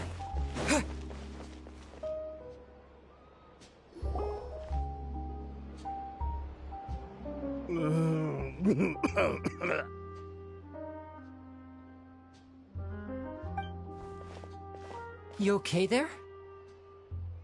Who are you? Oh, it's you guys. Don't worry about me. I must have had one too many. I just need to ride it out. I say way too much back there, didn't I? Yeah, I nearly talked myself into complete financial ruin. Note to self, no more drunken chats when Lorenzo's around. So, he was serious about threatening to cut you off? Paimon knew he was a bad egg! Hey! Keep your voice down. Don't go prying into Lorenzo's personal affairs. Bad things happen to people who ask too many questions. Or make an enemy out of him. What kind of bad things? Don't even ask. I'm sorry. I'm gonna have to cut this conversation short. I'm not crossing that line again. And take it from me, trouble with Lorenzo is one thing you don't need in your life. You saw him flare up back there. I don't know what you said to him, but clearly it touched a nerve. That's not a good sign. You're too young for this. Don't get in over your head. I'm leaving.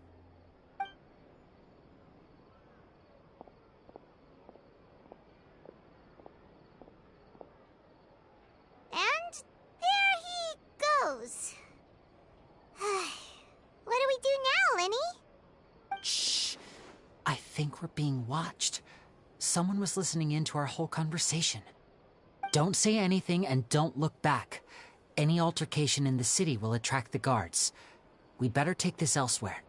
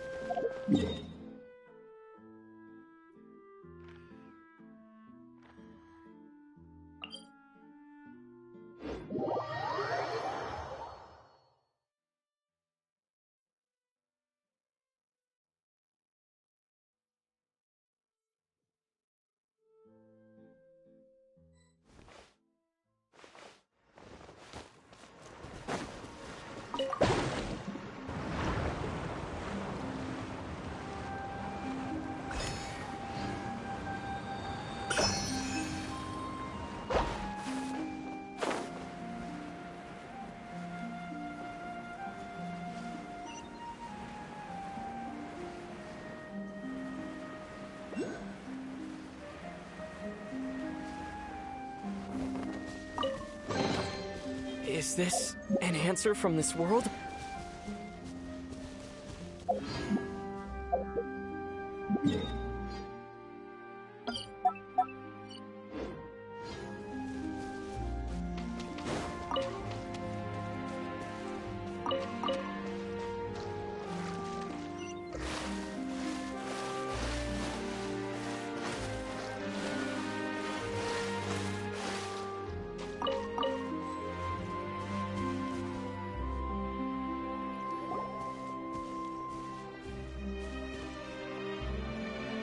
You followed us a long way. Why don't you come out and introduce yourselves? So you're Lyney. And where's your sister? Ain't she with you today? Save us the trouble and go fetch her for us. Let's not drag this out. Paimon doesn't like the tone of your voice, mister! Who sent you, huh? Save your questions, missy. You ain't gonna need answers where you're going. Capiche? Looks like we can't avoid this fight. Now, I'm not the strongest fighter, so I hope you're ready to back me up. Don't worry, we got this!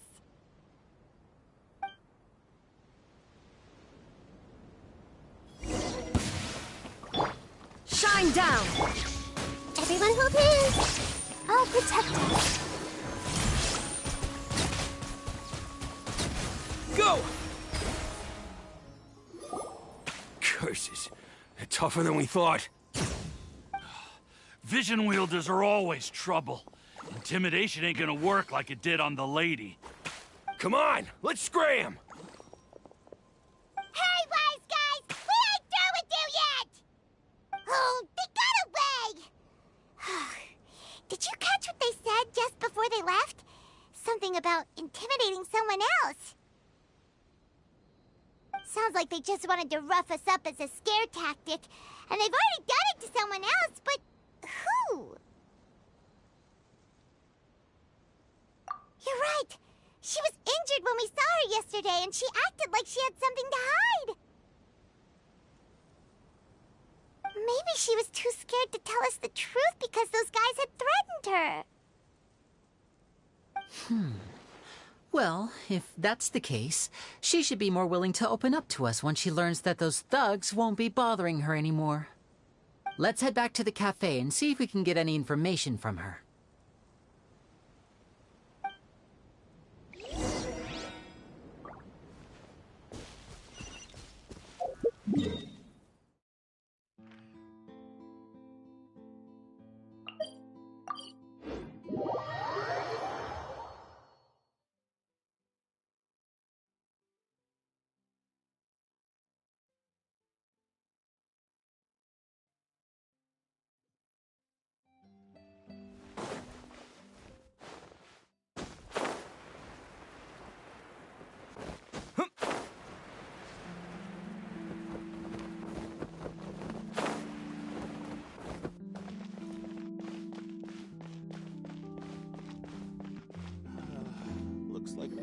more free coffee for me.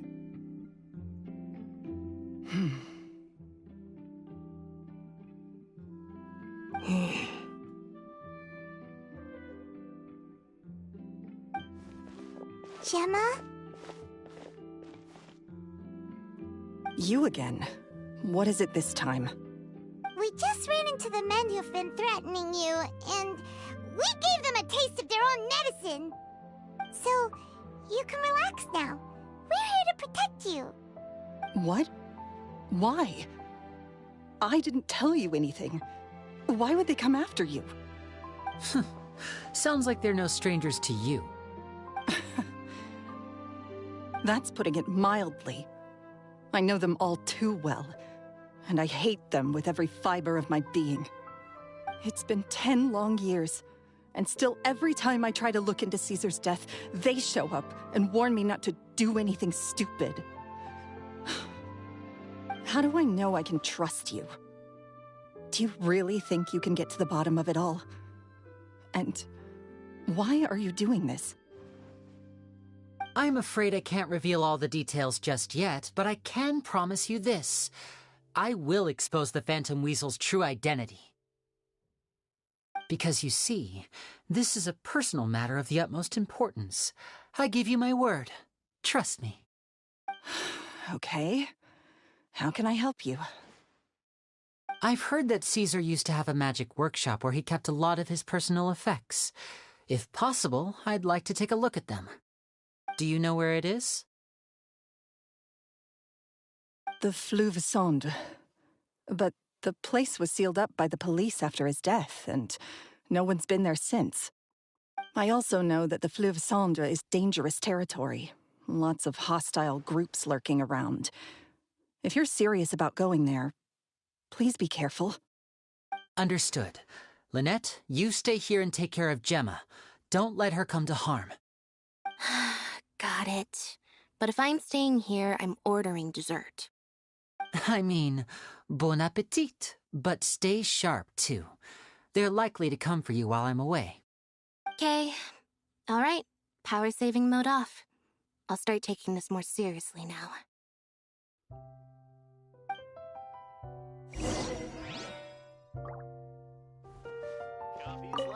Whatever you do, please be careful. If anything happens to you because you're investigating Caesar, I'll never be able to forgive myself. With me here, nothing will happen.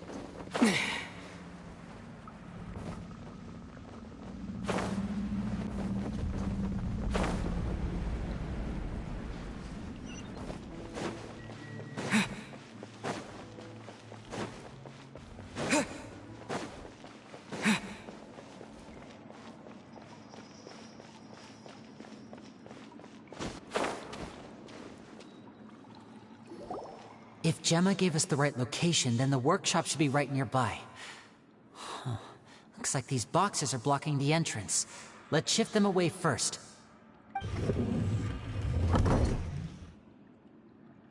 There we go. It should be just down here.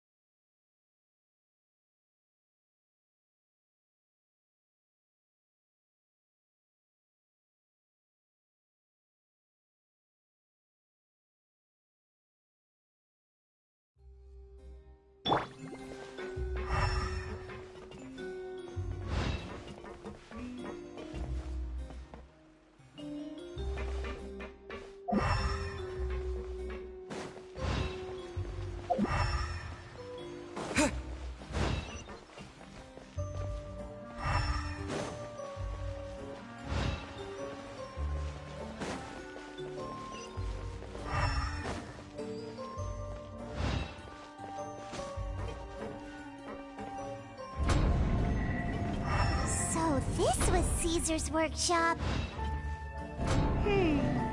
Nothing suspicious here, just normal magic props. Let's head in further.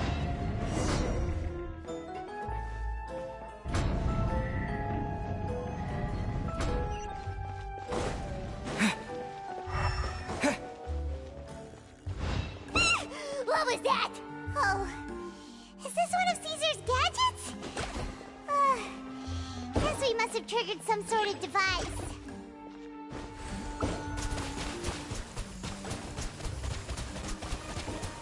Go!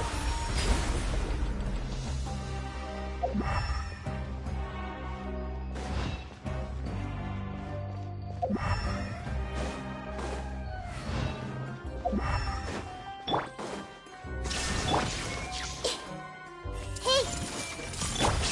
Let's dance!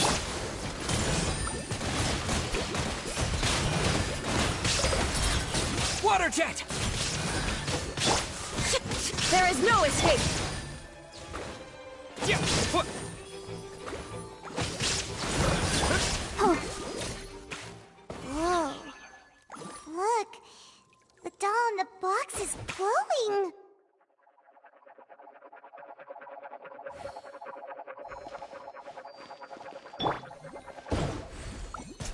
There's something written on the card on this doll.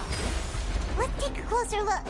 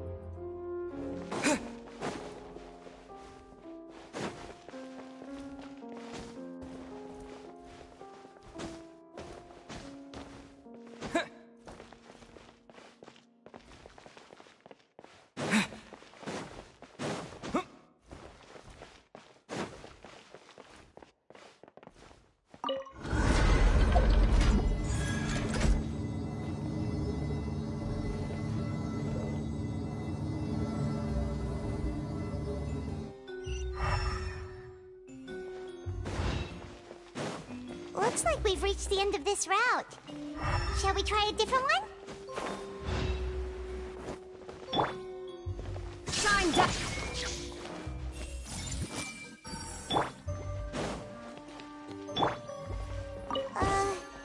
These magic boxes are moving. What do we do? One of them looks different from the rest. Let's investigate.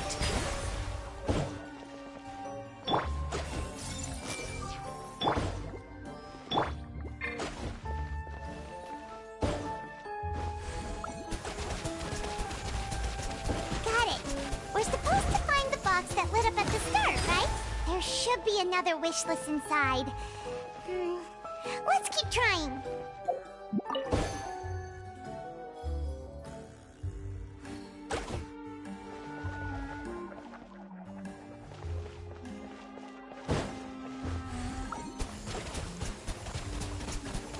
Go!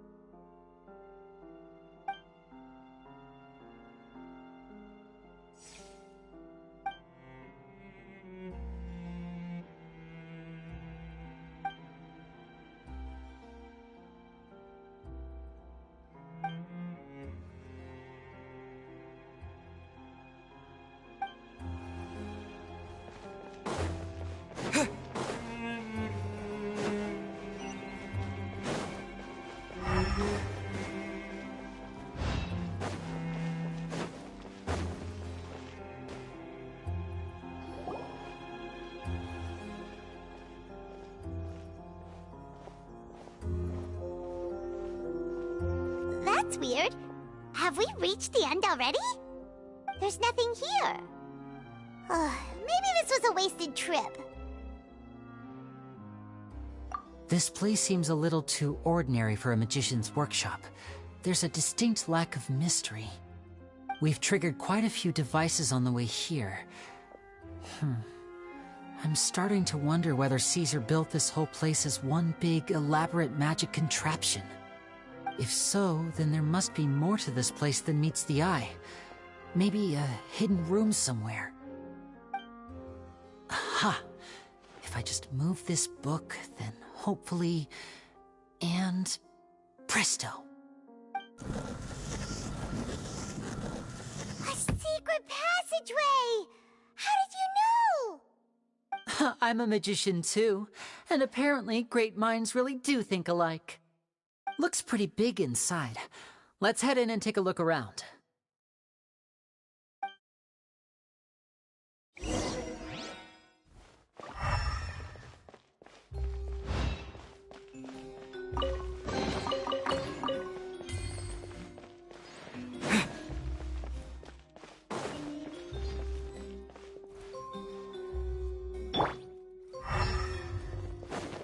Illusion! Let the show begin.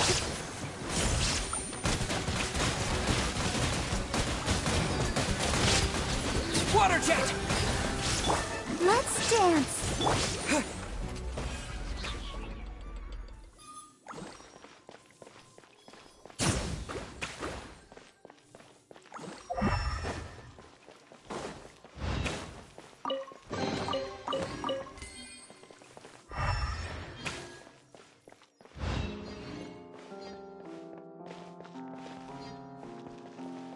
Shine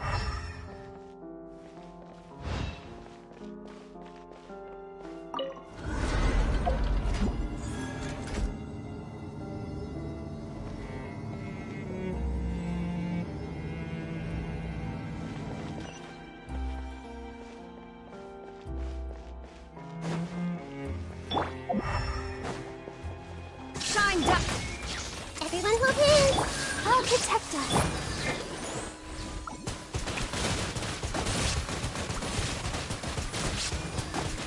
Water jet!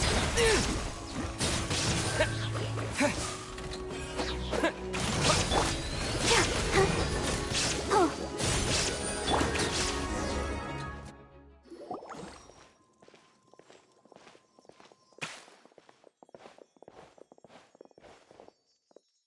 Why have you stopped, Lyney? Is there some device in that box? Huh. It just looks familiar somehow. Let me check this out for a second while you guys go on ahead. If anyone makes a major discovery, let's rendezvous here. All right, see you in a bit.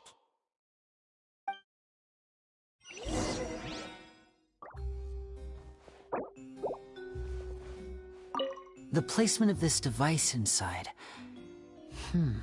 If I remember correctly...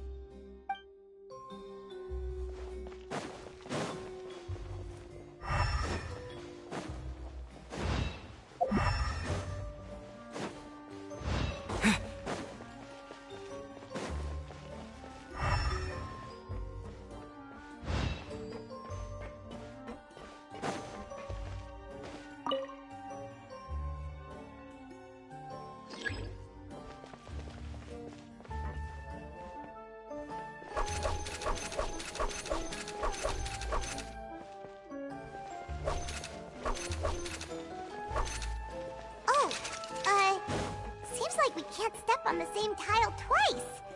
Guess we've got to finish it in one run, huh?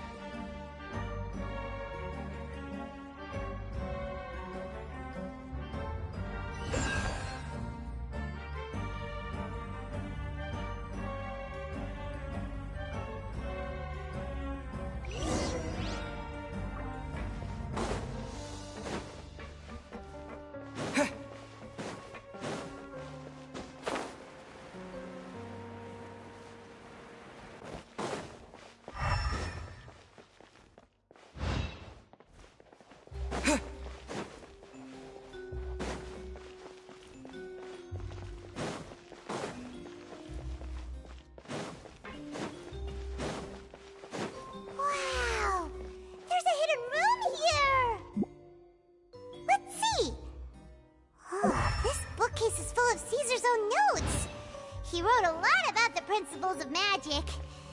Whew. Much too advanced for Paimon. Hey, look! Is that Caesar's diary on the table?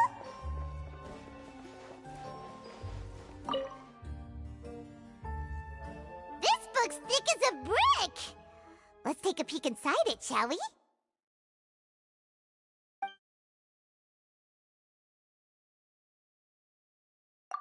At one of my shows a few days ago, a child asked me how I pulled candy out of my hat. As a joke, I told the kid that the hat has a built-in wish-granting machine. Next thing I know, today a whole bunch of kids were pestering me to pull all sorts of things out of the hat. So I told them another white lie. The machine needs time to power up, but in the meantime, you can write your wishes down. Well, they took me up on that offer, enthusiastically. As I write this, I've only just got back from running around all over town, buying the things they wanted. Boy, are my legs sore. I wound up saving very little this month, but that's not a major issue. I now have a bigger problem. How am I going to hide all these things inside my hat?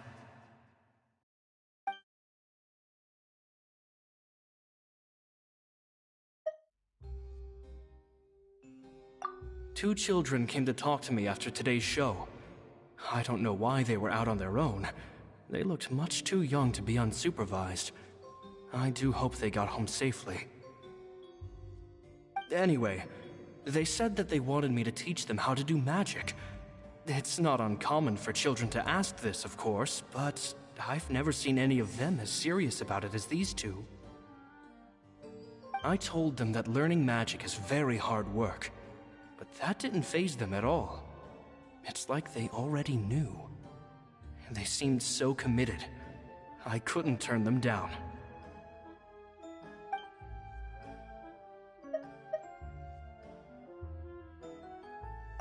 It seems like something's bothering Lorenzo lately, but he won't open up to me about it. Surely he's not upset that I agreed to teach those two children. I'll have to talk him around. I have a good feeling about those kids. They're naturally talented, and it seems like they're not new to the world of magic. They have all sorts of fantastic ideas. All I'm really doing is helping them develop a more professional standard training plan. They wanted to call me Master, but I told them they absolutely mustn't. Any magician worth their salt could have taught them what I have. They're the geniuses here. Compared to them, I don't deserve to be called any sort of master. With time, I have no doubt that they could become far greater magicians than I. My only concern is why they're so mature for their age. I fear they've had to grow up too fast.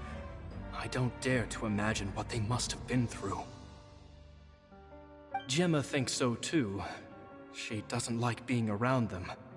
Says that their eyes are too piercing. They don't bother me, but then again, I've never been the sharpest tool in the shed.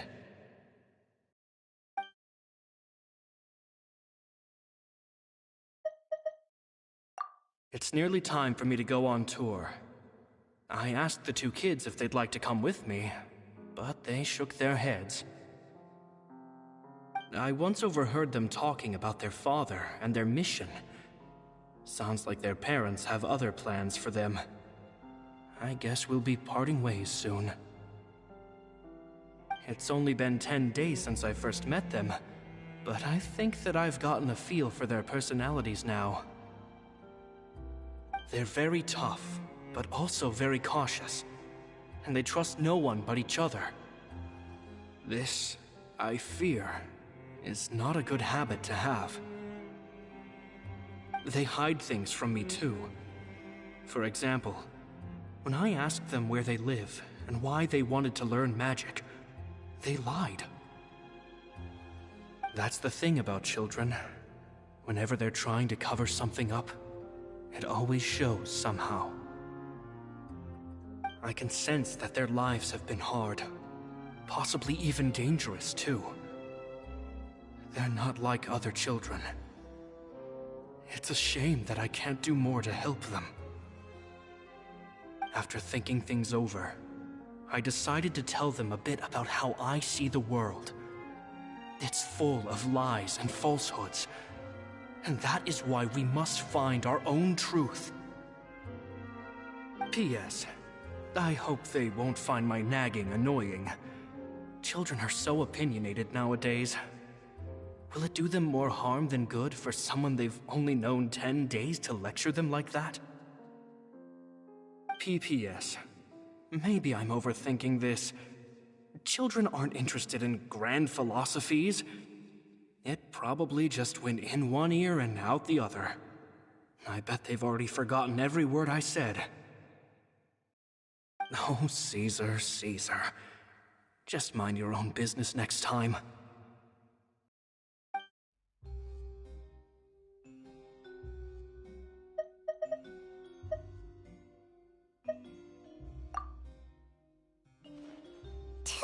magic geniuses with a father and a mission, huh?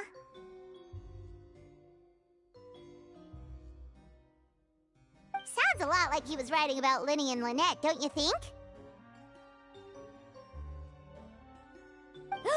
So did they meet Caesar when they were kids? Let's go ask Lyney!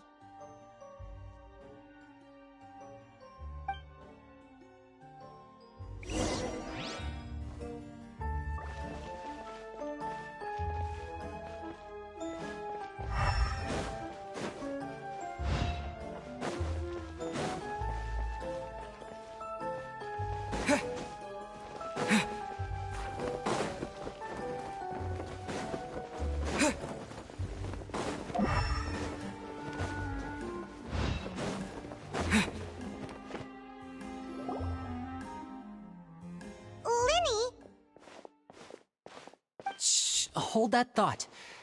As I expected, there's a lot of fishy things going on in this place. Fishy? Uh-oh, what have you found? All in good time.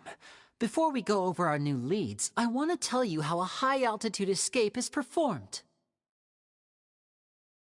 First, the magician slots themselves into a magic box in full view of the audience. The box is then suspended high in the air, and a short while later, the base automatically opens. At this point, a dummy will fall out of the box, but it looks real enough to grab the audience's attention, and they start wailing and screaming. Meanwhile, the real magician, who has by now blended into the crowd, waits for a good moment to make their appearance and put on a hysterical performance. Oh no! Is that me? Did I just fall to my death? Very vivid description. Paimon can really picture it. And then what? The audience's gaze then turns to the magician, and by the time they realize what's happened, the dummy has vanished, as if everything that just happened was some sort of shared illusion. Of course, that's just how I think the process should work, theoretically speaking.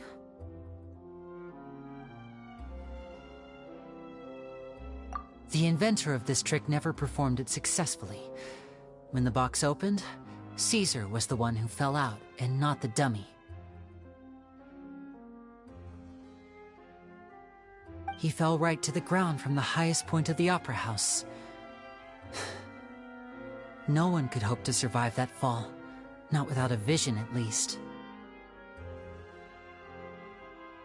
And no one else has ever attempted this trick since. My understanding of how it works is just based on what I could gather from his notes and the relevant gadgets here in his workshop. So Caesar's famous high-altitude escape has never been done, huh? Paimon was about to say how cool it would have been to see it in person, but if it's that dangerous, it's probably for the best that no one else tries to do it. Wait a second. So if a dummy's supposed to drop out of the box, then where does the real magician go? How does he get out?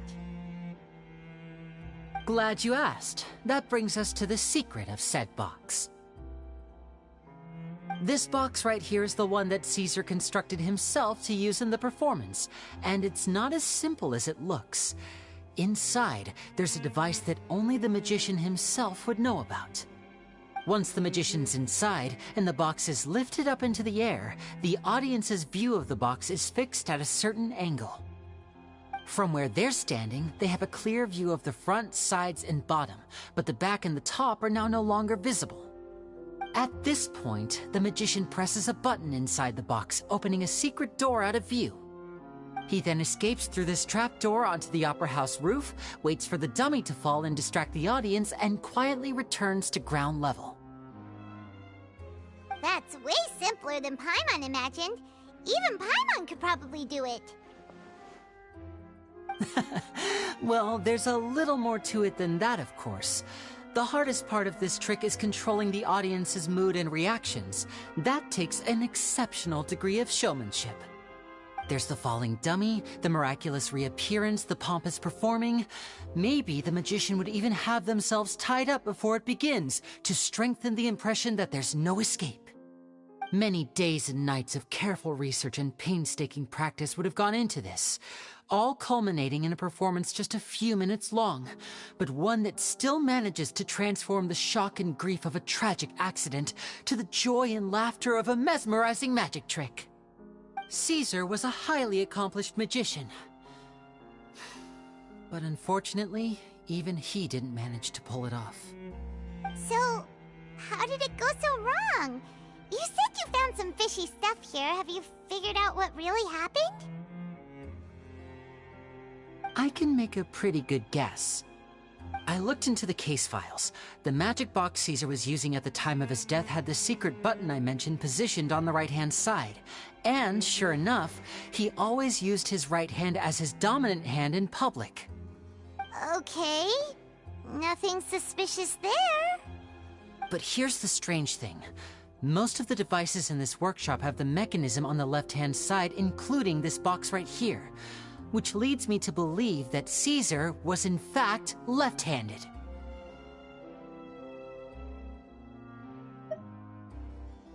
Because a magician can't afford to have their most basic habits stand out too much. People naturally focus their attention on the most important details of the task or situation at hand. But a magician needs to be able to redirect an audience's attention at will, so as to avoid arousing their suspicion. The essence of magic is getting people to believe a lie. If even the truth raises eyebrows, the falsehoods become all the more difficult to mask. And so, Caesar trained himself to use his right hand to align with his audience's expectations. Great magic always requires sacrifices. But in his most stressful and nerve-wracking moments, and when no one was watching, reflex would kick in and he'd use his left hand. That's why he set his gadgets with the mechanism on his left.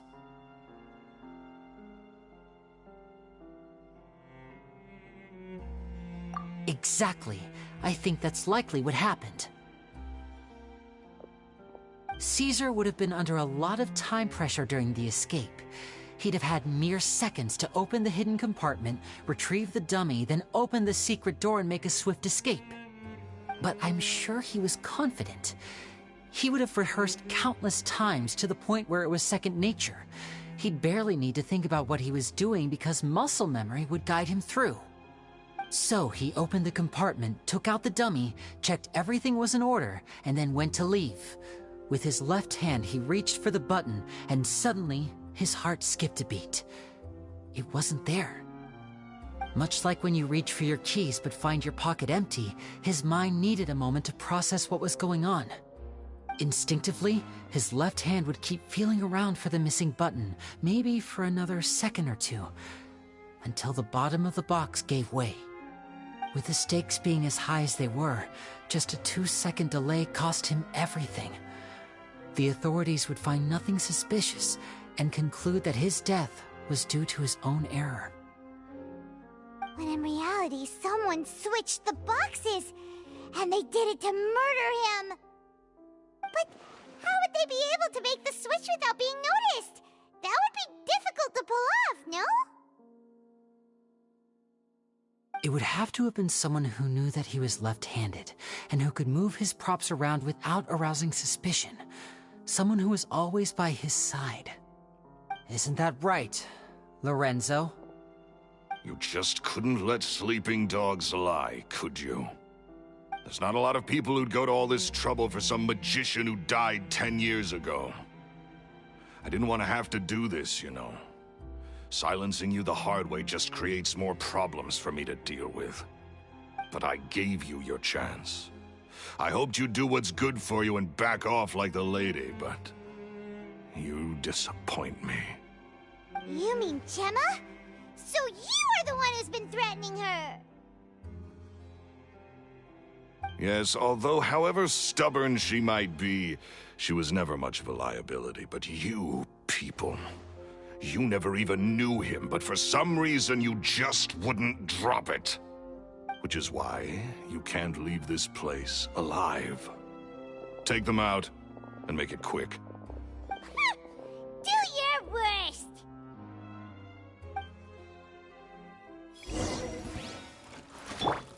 Illusion Chef! Hey! Let the show be... Bombs away! Shine down!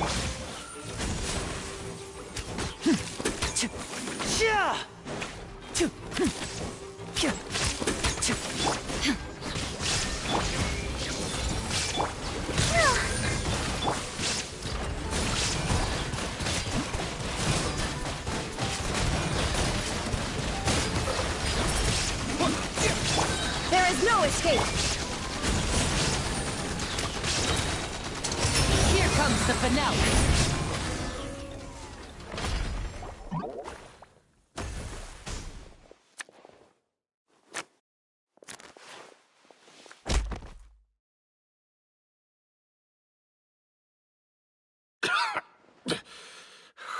You kids are tougher than you look.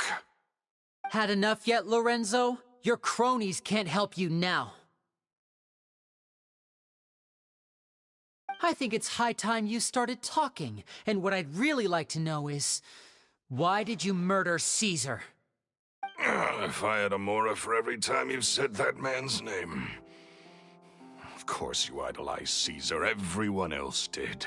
But I was the real genius magician. Me! He was just an amateur who did cheap tricks for gullible children. I was the one who made magic into the fine art it is today. The aristocrats doffed their hats to me! So it was jealousy. Jealousy. Hatred, more like. I hated Caesar. All he cared about was his magic.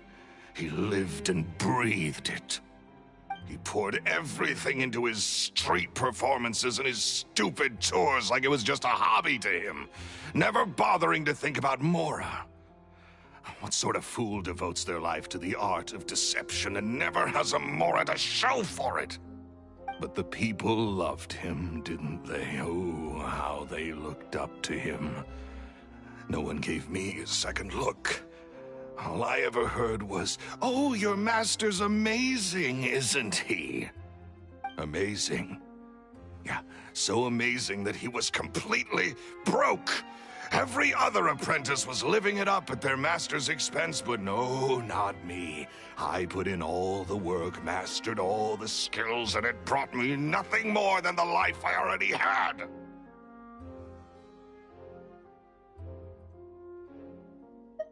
He forbade me from using magic to trick people out of their Mora. There was nothing he hated more than that. And with his reputation in Fontaine, it was too risky for me to go it alone. As long as he was alive, if I dabbled in my own brand of money-making magic, he would expose me, and it would destroy me. I had to kill him. There was no other way. He had to go.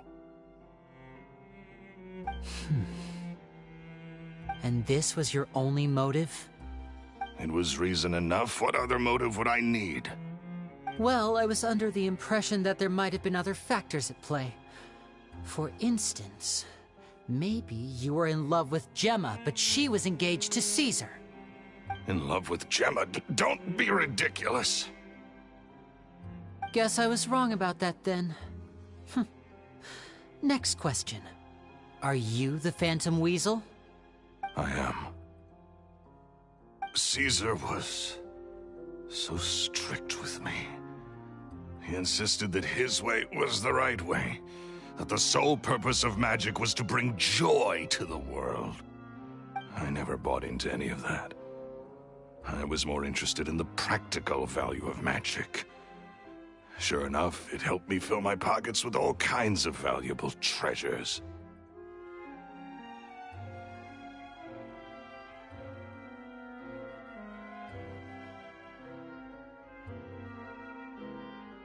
Oh, yeah! Charlotte told us that the weasel would steal whatever people valued, no matter how much it was worth. That's just how it looked from the outside. What would any thief want with second-rate loot? I've only ever targeted high-value items. I stole cheap things as a way of practicing my craft. It was other people's overactive imaginations that conjured up the preposterous image they then dubbed the Phantom Weasel. So that's the story, huh? Well, I hope you're ready to tell it all over again during your trial. What choice do I have? You're a pack of wolves, and you've got me between your jaws. You've seen what's here, and my last-ditch effort to stop it getting out has failed. What else can I do? So be it. I've enjoyed power and wealth for the last 10 years, the likes of which Caesar could never give me.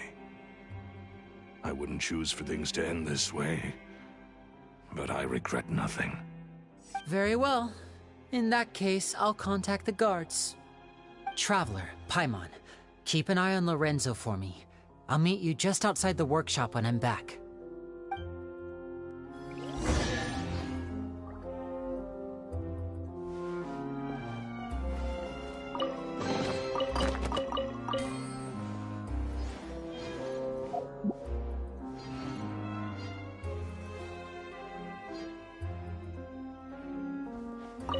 At least I can finally stop looking over my shoulder now.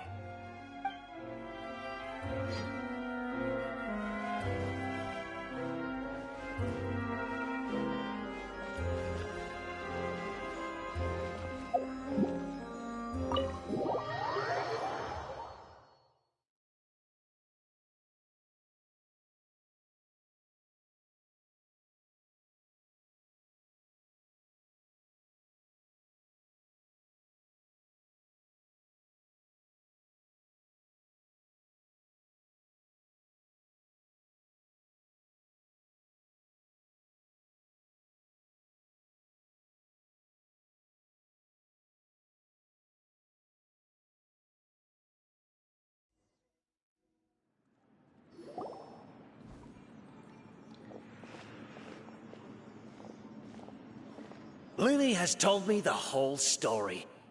Lorenzo, do you confess to the murder of Caesar and to framing him for the Phantom Weasel's crimes? Look who's finally developed a conscience. What kind of disciple murders their own master? I hope it was worth it, because they'll be hell to pay.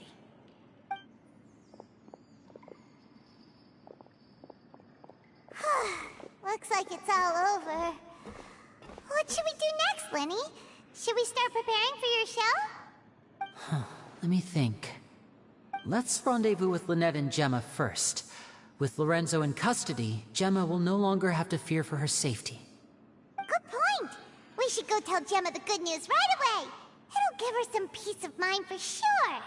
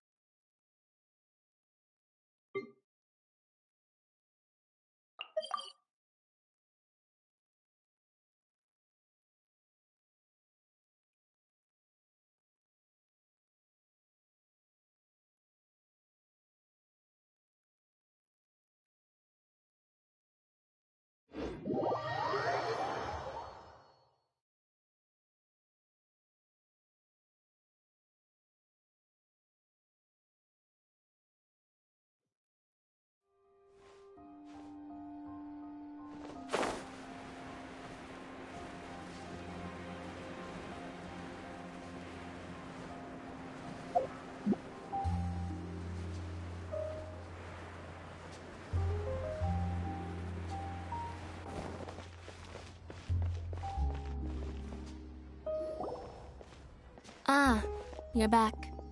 You were so quick. I've only just finished my third dessert. Your third? Lynette, come on, we've talked about this. Everything in moderation. You're not gonna have any room left for dinner now. It's fine. I'll shift to exercise mode and jog off the excess sugar. That's besides the point. Well, it's done now, but try to eat a more balanced diet in the future.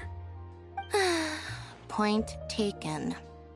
Did everything go okay? Of course!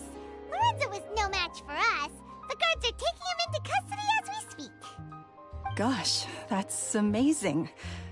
I'm sorry, I still didn't know if I could trust you, but now it seems I can.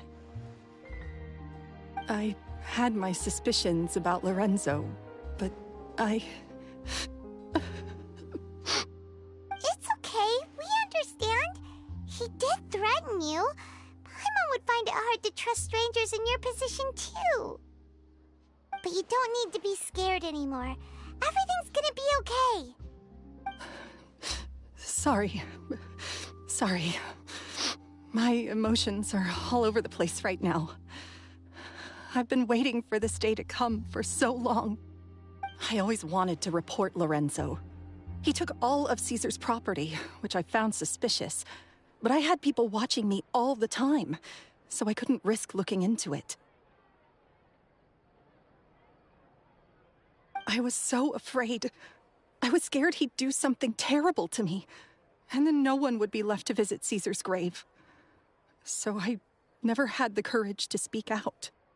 Thank you all. Truly. Thank you so much.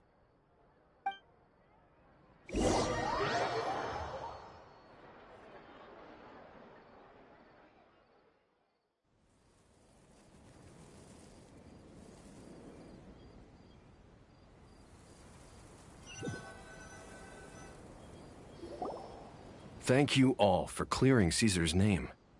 I never would have guessed that Lorenzo was the real Phantom Weasel. He never showed any signs that there were problems between him and Caesar in public. From the outside, it looked like they got along great. To think that lowlife's been living life to the fullest all this time, while Caesar's name was getting dragged through the mud, is a travesty. At least his soul can finally rest in peace now, thanks to your efforts.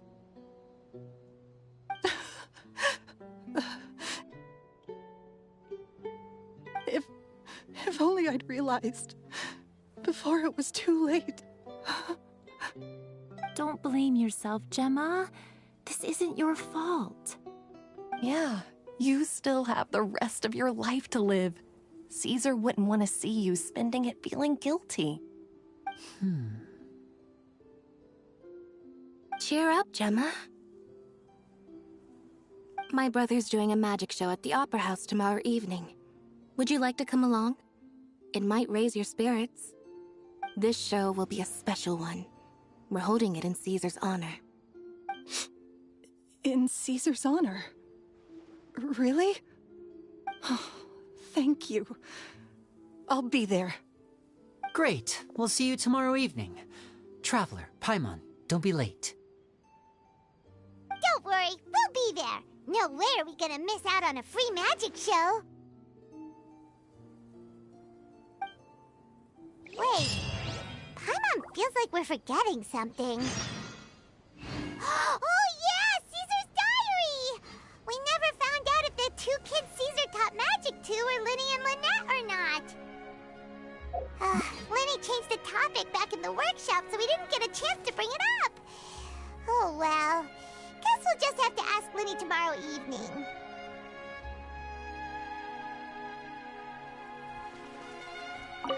I've spoken many choice words about Caesar over the years. I'm so ashamed of myself now. He was such a good man.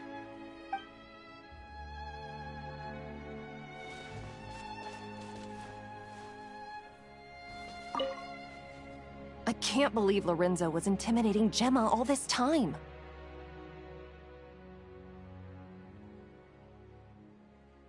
He comes around here sometimes. Not to clean Caesar's grave, though. He just stands off to the side and watches Gemma from a distance. She must have known, but she never asked him to leave. I wonder why that is.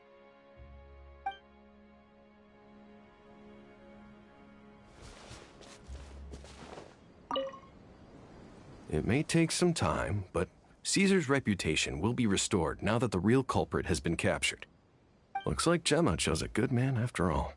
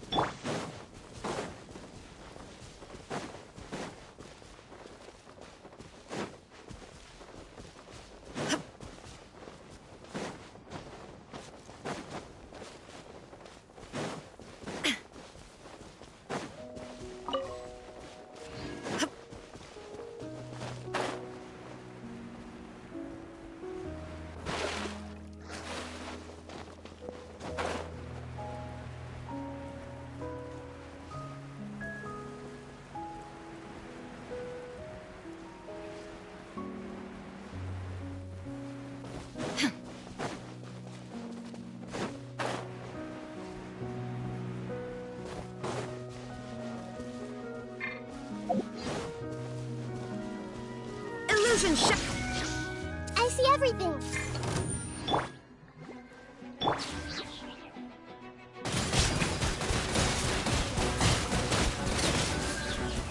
Go!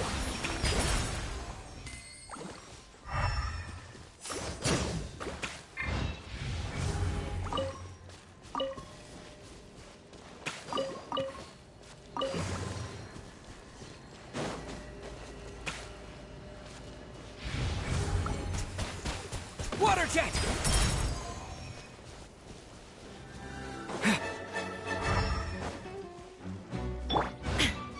Shine duck!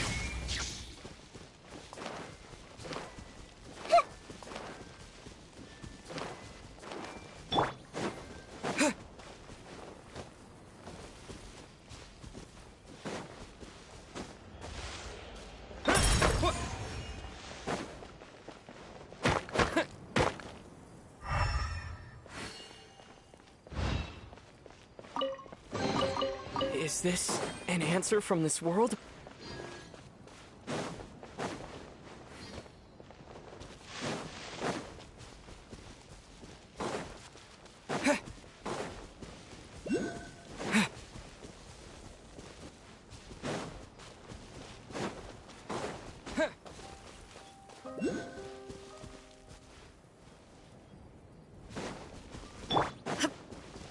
Illusion shattered!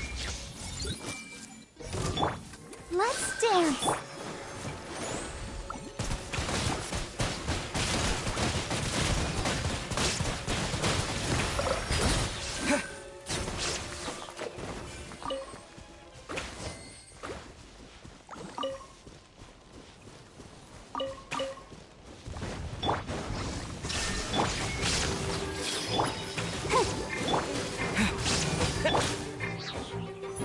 Committed to memory.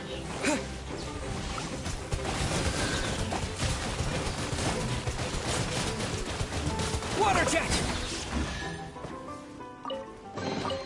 Is this an answer from this world?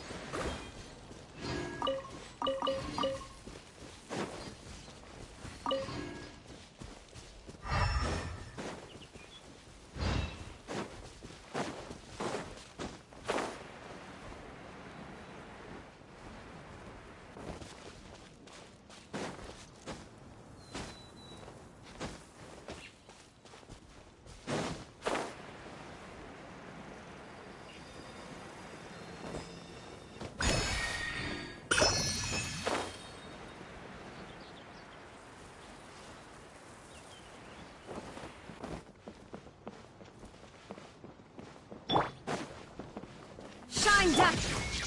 Hey!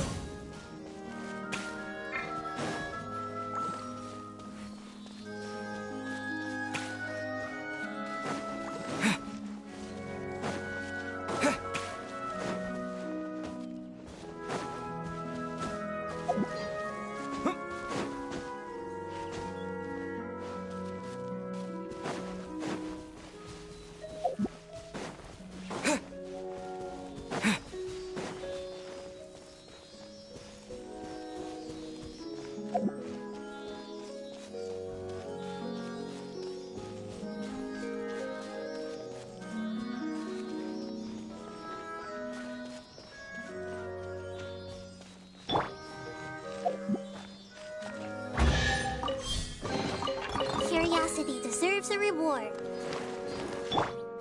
Illusion shot! This may hurt a little.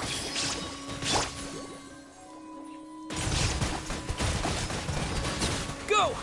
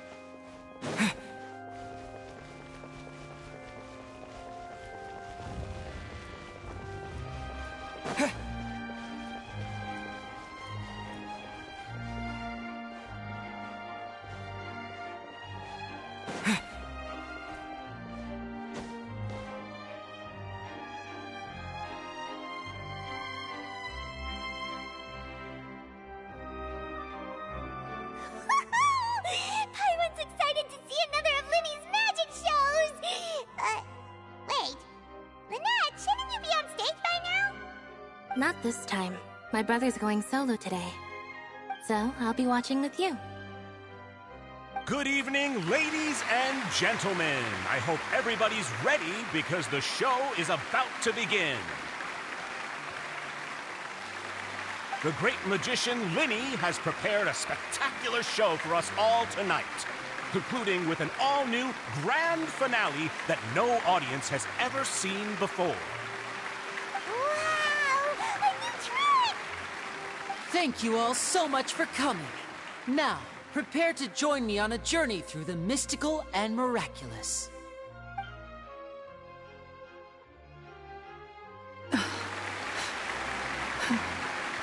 Exciting stuff, isn't it? Yes, it's just... It reminds me of him. No wonder. Caesar was a famous magician too. So, how did you two first meet, Gemma?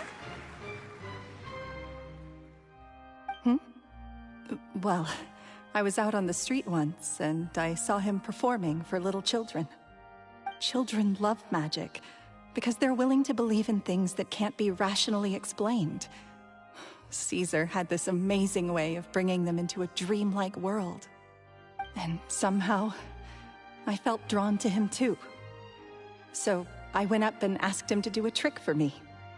Aw, that sounds so romantic. What trick did he do?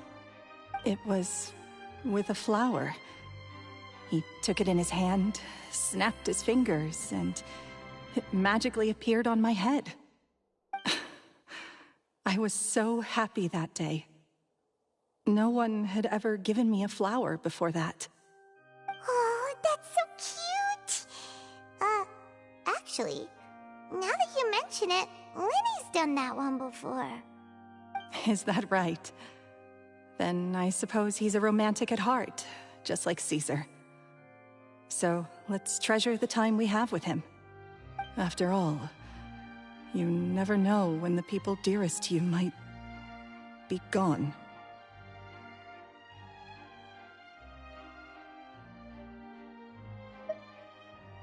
That's right. It's all over now. Paimon doesn't really know how to comfort you, but at the very least, no one's gonna be intimidating you from now on. You can breathe easy at last, right? Right. Yes, you can breathe easy now, Phantom Weasel. See? Even Lynette says... Wait, what? The Phantom Weasel? Lorenzo escaped? Where is he? What do you mean, Phantom Weasel? As Lyney once said, a performer's job is to commit fully to their role and put on a flawless performance for their audience. But once the bag of tricks is empty and the curtain falls, it's time to end the show. The spotlight is no place for someone with no more cards up their sleeve. It's been 10 years, Gemma. Aren't you tired of the grieving widow act? I think it's time to put an end to it. What are you talking about? Paimon doesn't like this riddle. Traveler, Paimon doesn't like where this is going. Come on, say something! Ladies and gentlemen, I hope you're all enjoying the performance so far. There will now be a brief intermission, after which Lyney will perform the most electrifying act of tonight's show, the one we've all been waiting for. The final performance will take place outside of the Opera House, so please make your way outside in a calm and orderly fashion. The Phantom Weasel never did like public places, did they? Don't worry, this place will be quiet soon. Let's talk somewhere else for now.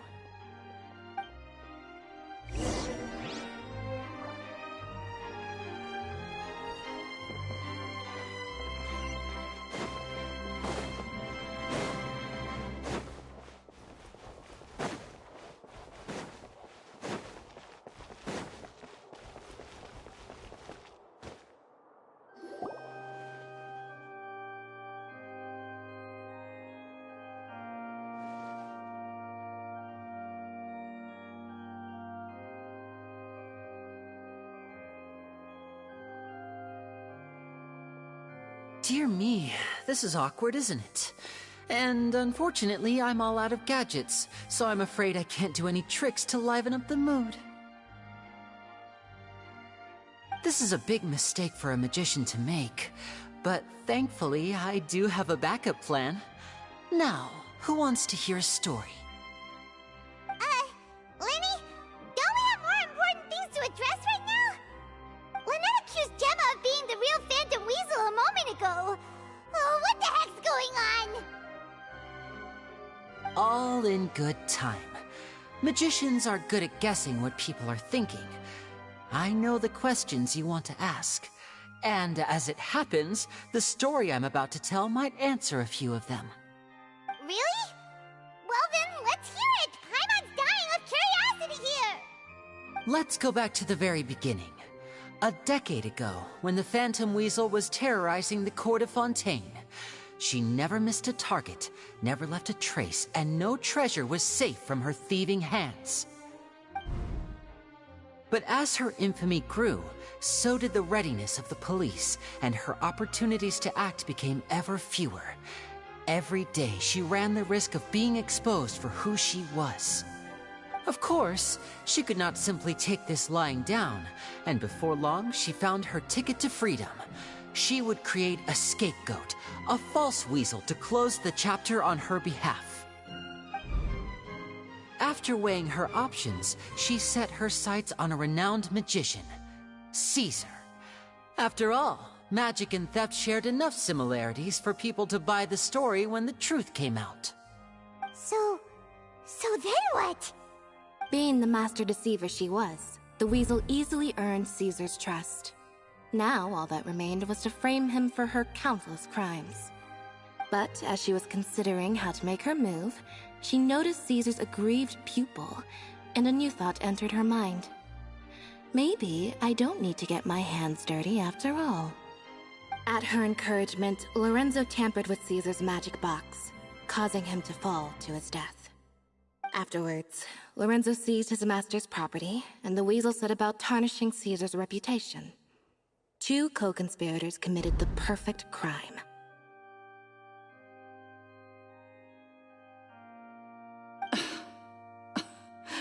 I've got to hand it to you. You're both exceptional storytellers. It's enough to make even me wonder whether there was really another mastermind behind all this, pulling the strings. But I just have one question. You seem to think that I am the villain in this tale. What's brought this on, Lyney? Is it something that Lorenzo said? Don't worry, Lorenzo said nothing at all. But I never believed that he was the weasel, and in fact, my investigation only made me more certain of that. He was too forthcoming with his confession, as if there was something else he was trying to hide. How disappointing. So you'd sooner trust Lorenzo than me? Even without a shred of evidence? A magician is an expert at playing the audience to get the result they want. And I have no doubt that you, Gemma, are equally talented in this regard. With a little help from Lorenzo, you put on a very convincing performance. The lovesick fiancé, whose devotion to her betrothed is unshakable, even under threats of violence. Caesar was maligned and hated by all for 10 years, but you? Everyone sympathized with your plight. Who would suspect for 1 second that the lovely young lady always seen weeping in front of Caesar's grave was actually the mastermind behind his demise? No, not that poor lady. Perish the thought. Wait, so you mean the whole intimidation thing was just a hoax? Gemma and Lorenzo were both in on it? But why would Lorenzo agree to that? And why didn't he sell her out even at the end instead of admitting to being the weasel himself? Yes, why indeed? Maybe Gemma herself could enlighten us on that question. Well, Lyney, if you're so confident in your version of events, then I think the answer should be obvious. Having killed Caesar with his own hands, Lorenzo was plagued by overwhelming guilt. Revealing the Phantom Weasel's true identity would serve no purpose. But if the Weasel remained free, then she could take care of Lorenzo's loved ones. An excellent answer, though sadly a little dull. Is that right? Well, don't let me bore you. If you'd care to change the topic to something more interesting, I'd be much obliged. As a matter of fact, there's one thing I'd really like to understand. Why would the real weasel have targeted things that only have value to other people? Could you shed any light on that? Of course. After all, We're just telling stories here, aren't we? If I had to guess, I would say that the real Weasel must have had a terrible childhood. Left to fend for herself after her parents died young. Betrayed, scorned, beaten. She'd scrounge waste paper from garbage bins to draw on, using twigs and dirt for lack of ink and pen. She'd sew ugly rag dolls from whatever scrap material she could get her hands on. This was her only source of happiness in life. But it was all she needed, and she was content. Until the world decided that even this was too good for her. Once again, she was betrayed. And this time, everything was taken from her. She felt like life was a miry pit that dragged her further down the more she struggled to escape. At that tender age, she should have been happy. Instead, she stood in the shadows and watched with envy as all good things in the world passed her by. This was a fate too cruel for anyone to bear.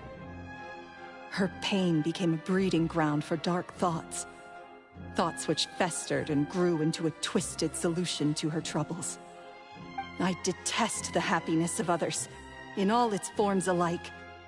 I will rob them of everything they hold to be good and true, and it will fill the void in my soul. That's some pretty heavy stuff. Now it all makes sense. Does this story satisfy you, Lyney?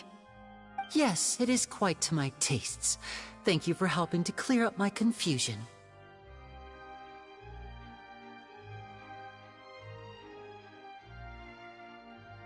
Huh. That's right! What drove you to write that letter, Gemma? What were you trying to achieve there? Because without that, none of this would have ever come to light! She didn't write the letter. After 10 long years, I'd hoped that the Phantom Weasel would be consigned to the history books by now.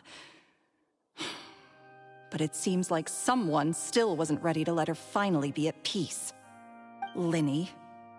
Or should I call you the Phantom Copycat now? You were the one who posted that letter outside the Opera House. But why?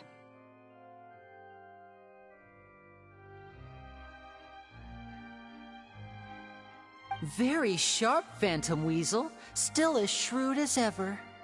Well, no need for me to be coy about it. Our goal was to clear Caesar's name. The most straightforward way to change the public's impression of Caesar was to force the Weasel to show themselves. That's it? You had no other agenda? Of course we did. We made it quite clear in the letter, I believe. I shall take from you that which you hold most dear, just as you did to me 10 years ago. 10 years ago? You mean Caesar's death? You met him? Wait. Oh, I get it. You were those two obnoxious kids. It's been so long, and you're all grown up now. I didn't recognize you. He taught you magic back then, didn't he? For what, 10 days or something? And you went to all this trouble.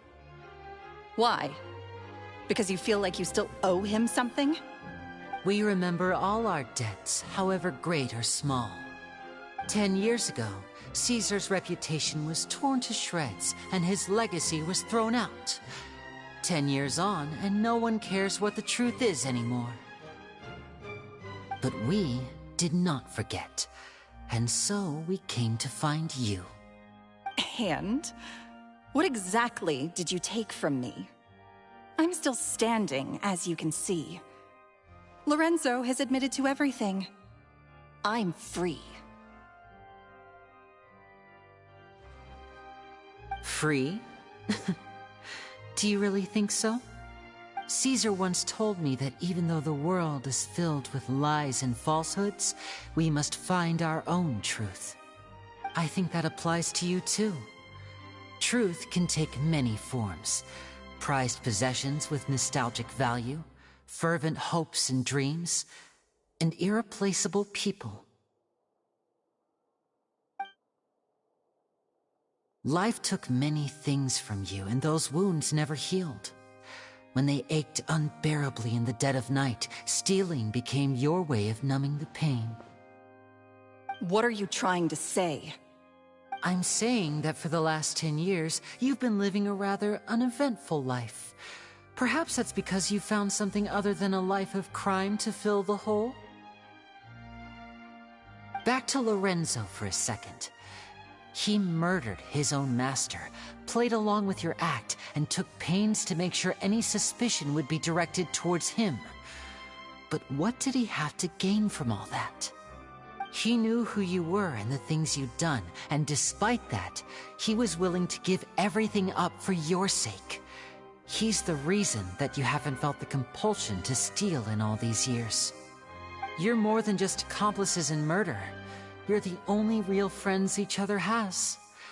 So I think you know, deep down, that he is the only truth you have in your life. But that truth is gone now, and I guarantee you, you'll never see it again. Congratulations on your freedom, Gemma. Your freedom will cost you dearly. From now on, you'll be all alone in a world full of lies and falsehoods. I do hope you'll be able to bear it. You've still got a long life ahead of you after all. Gather round, one and all. The time has now come for the amazing Lyney to perform his final act in tonight's show. I'm sure you're all wondering what he has planned for the grand finale. Well, wonder no more, for the answer is a death-defying high-altitude escape. A high-altitude escape?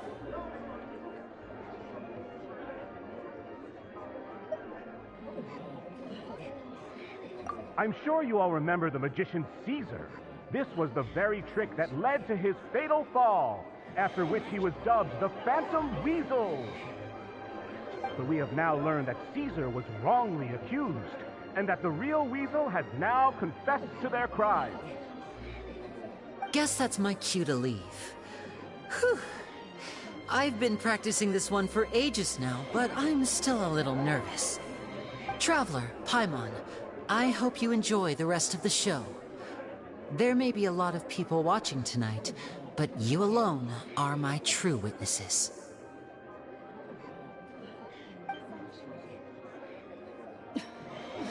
Lyney, wait. You two hid a lot from Caesar. He went to his grave without ever knowing your secrets. So what about now? Are you an open book? Or are you still the same as ever? You don't have to tell lies to end up isolated and alone. One day, you'll end up exactly where I am today. Maybe then you'll finally understand. You're wrong. I'm nothing like you.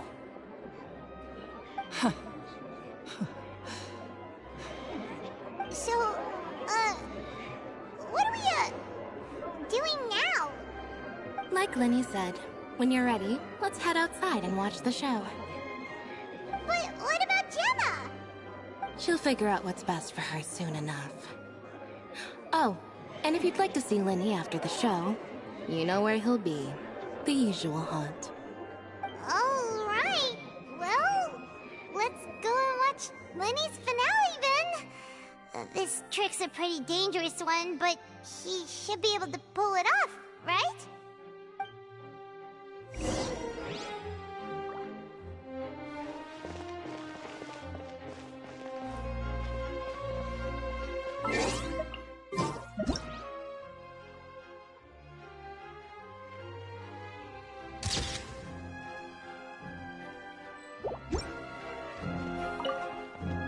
Magicians are not like thieves.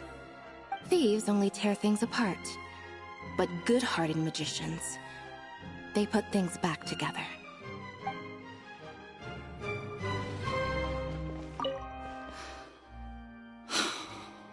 What is my truth? Sometimes I think I'm like a gambling addict. All I care about is winning. And it doesn't matter what's at stake. By the time I come to my senses, I'm left with nothing. Oh, if I had my time again.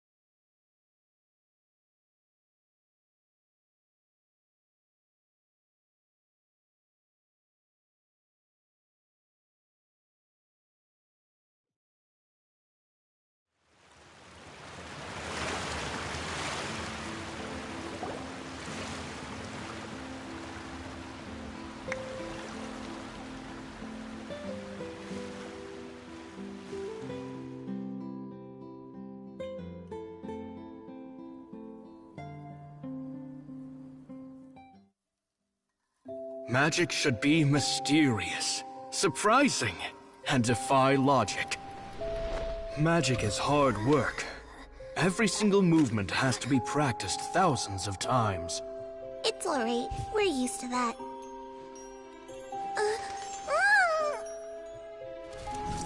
We're sorry. You've taught us so much, but we can't tell you the whole truth. It's okay. Do you still remember what I told you? This world is full of lies and falsehoods. I only hope that one day you can find your own truth.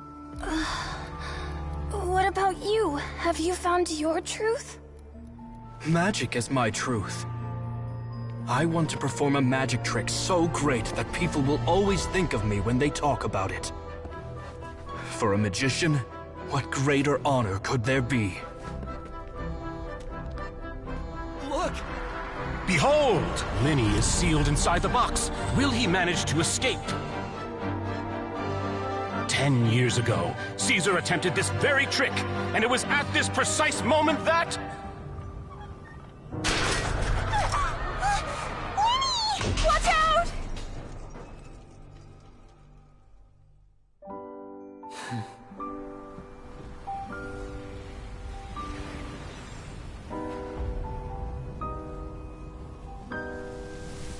Mysterious. Surprising. And logic-defying. Isn't that right? This honor belongs to you, Caesar.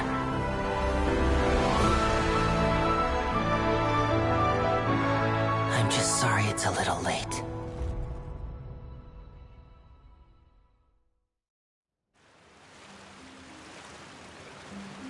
Did you see that? 1 minute he was falling, and the next, he turned into flowers. How could he possibly have done that? How mysterious. I didn't blink once. He just vanished, right in front of my eyes. What a heart-stopping magic show! This was really worth the trip. Caesar's name has finally been cleared, and Fontaine's new star magician Lyney has fulfilled a wish on his behalf.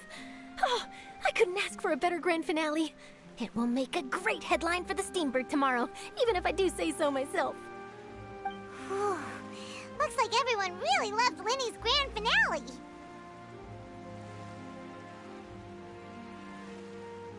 Paimon doesn't see Lyney anywhere. Where'd he go?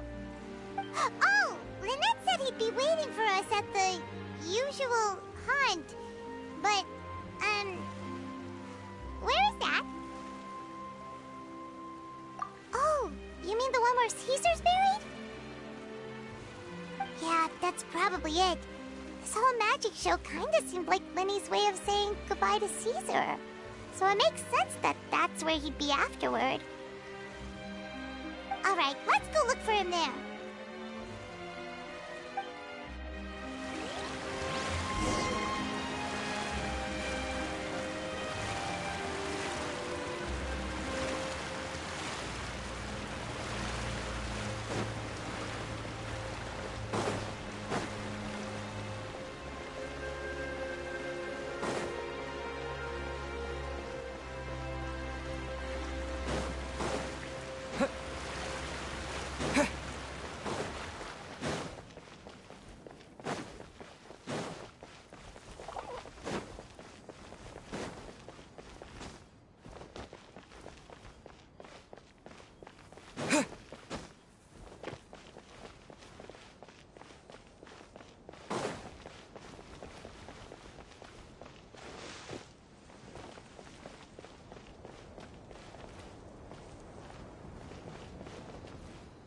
data samples, the better.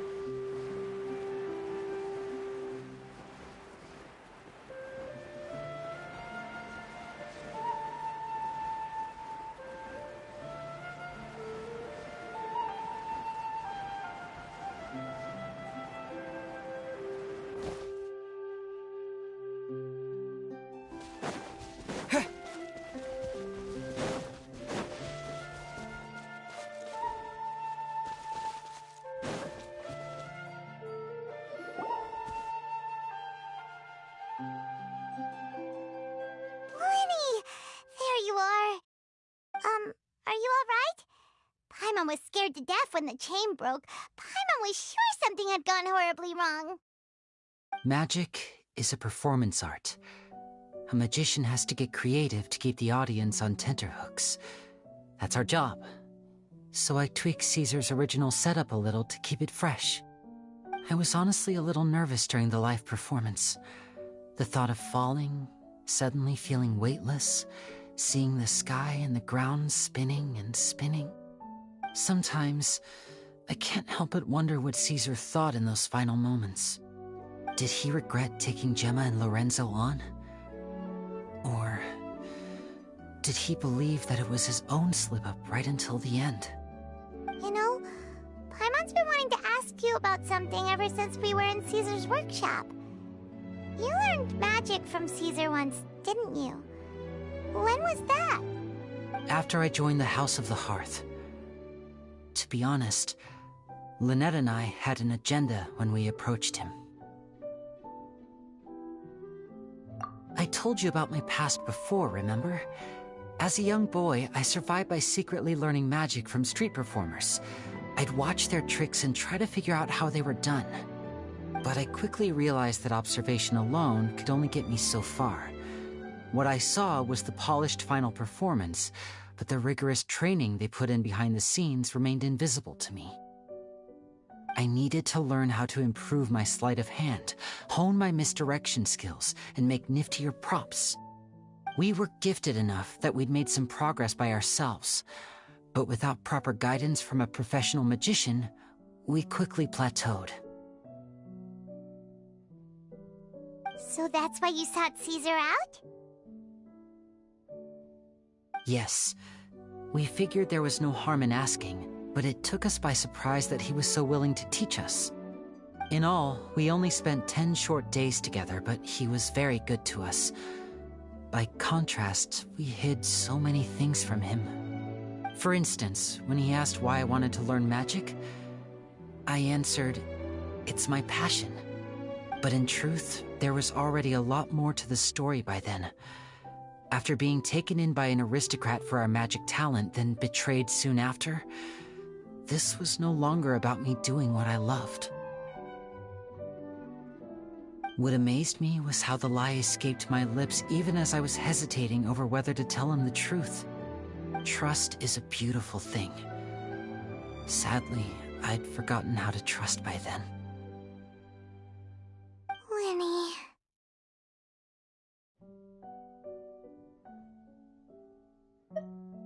Still worried about the way I feel?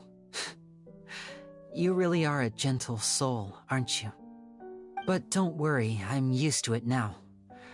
From the mansions of the elite to the house of the hearth, lies and selfishness have followed me and Lynette everywhere we go. After Caesar went on tour, we became busy with our missions. The next we heard of him was that he'd fallen to his death, and was now declared to be the Phantom Weasel. That night, I remembered his smile. But as I lay there, I didn't know what to say to him. To keep secrets is to put up walls. The longer you keep them up, the less you let people in. Then, one day, you look around and realize your life is like an empty auditorium after a show, full of seats once occupied by all the people who left. But I guess that's the price we have to pay. You only realize how much someone really meant to you when you lose them completely. That's why I was so confident this would hurt Gemma. Because I felt it for myself.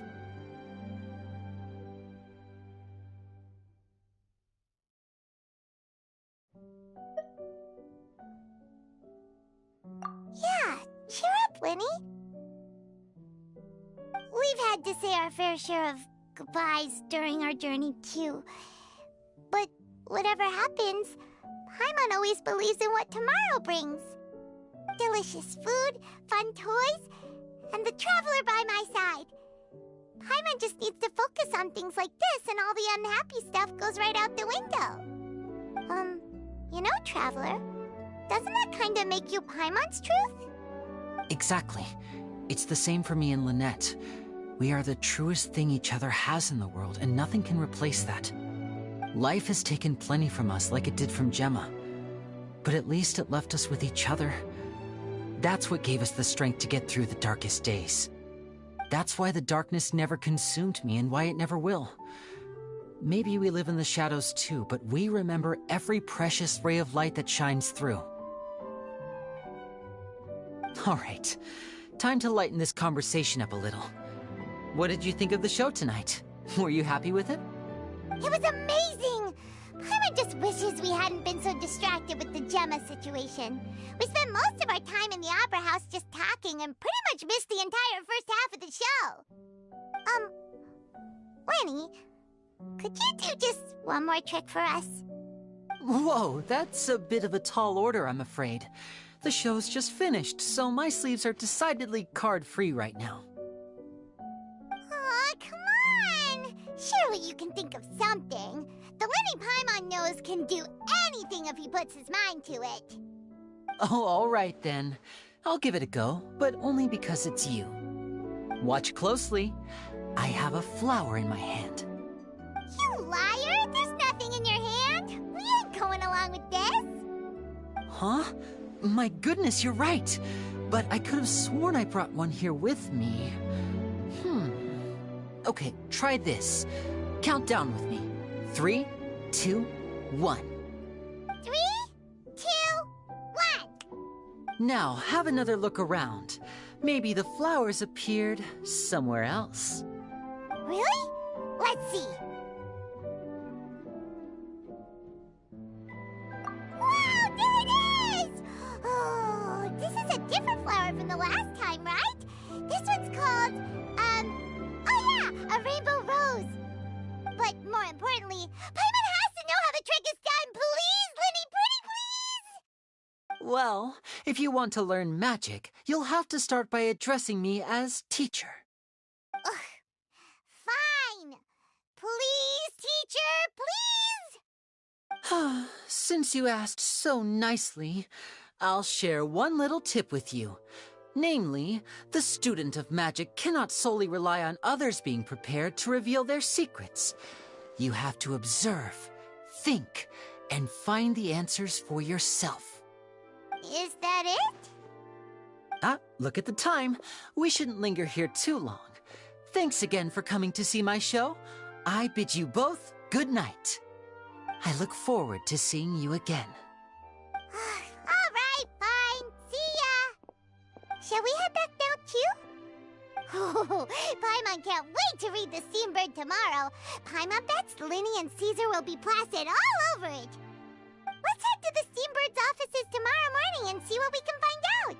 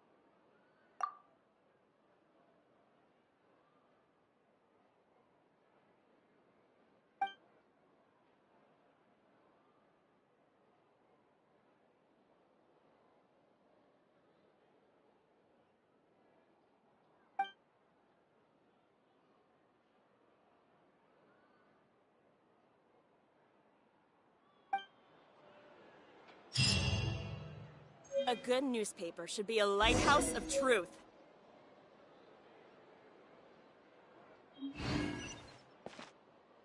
hello.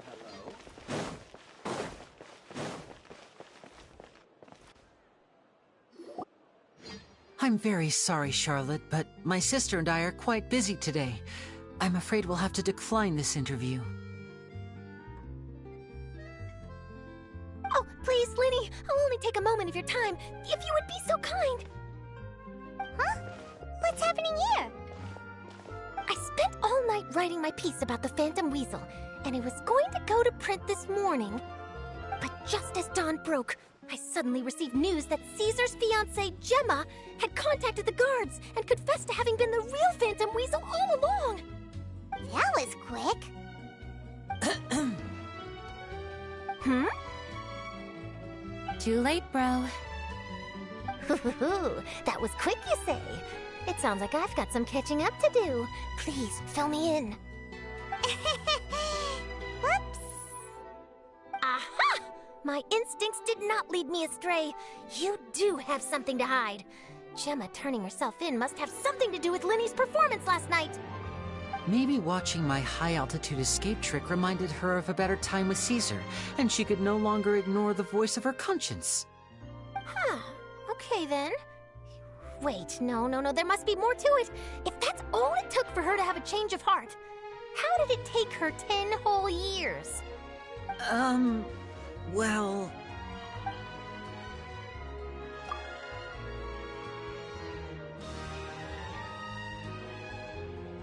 Oh, I remember now! You and Gemma were nowhere to be found after the show.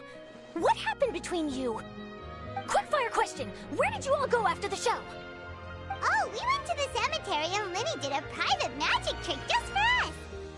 Actually, glad you mentioned it, because that reminds Paimon, guess what? Lyney started using rainbow roses in his tricks. What? I don't recall ever having received a rainbow rose from you myself. Is this supposed to mean that they're more important to you than your own sister? No, I just, What now? Oh, did Paimon say something wrong again? This is getting pretty awkward. What do we do, Traveler? Seems like this interview wasn't meant to be. Well, never mind. There's always next time. Forgive my persistence, but when there's explosive news waiting to be found, I can't turn away. The news about Gemma has already made waves, and I'll stop at nothing to get to the bottom of it all. Apparently, one of the things she said to the guards was that her final wish is to see Lorenzo one last time. There's clearly a web of complicated relationships there. Can't blame me for being curious. All right, I guess I'll leave you to continue the rest of your conversation in peace. Bye for now.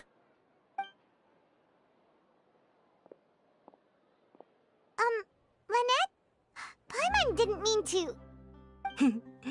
Don't worry, I wasn't angry. I was just trying to distract her. Oh, really? Oh, thank goodness. You scared Paimon there. Phew. You and me both, Paimon. You and me both. At least it did the job, right? Please, take good care of that rainbow rose. I'd be really upset if you lost it.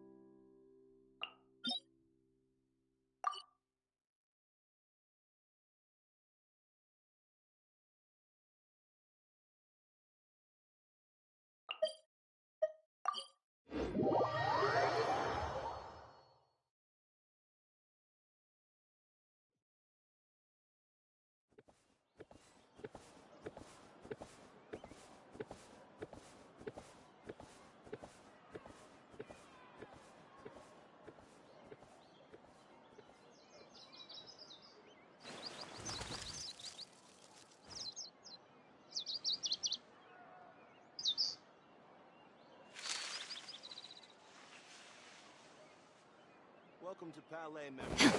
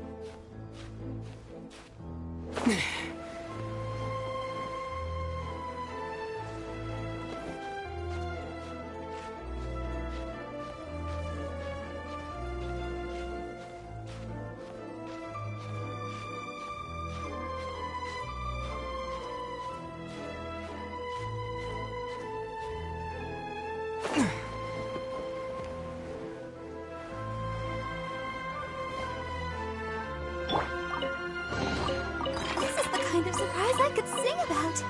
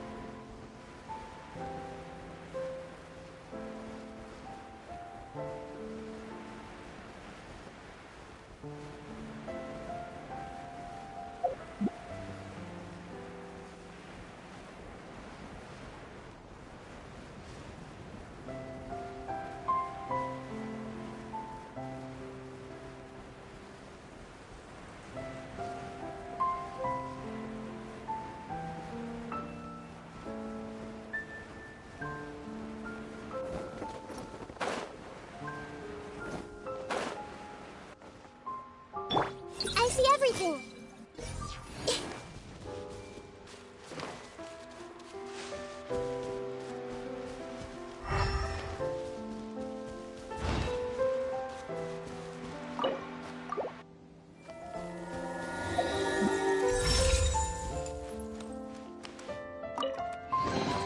Curiosity deserves a reward.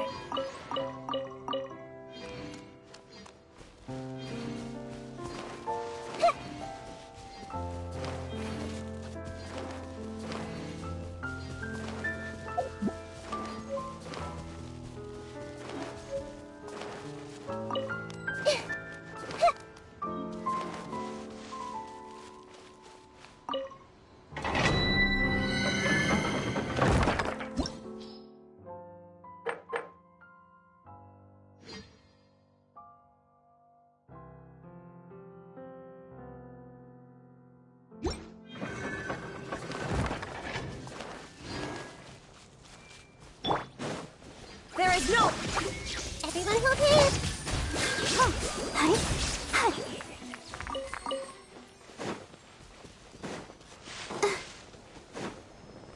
Go, Barbara, go! Illusion Hey! Right.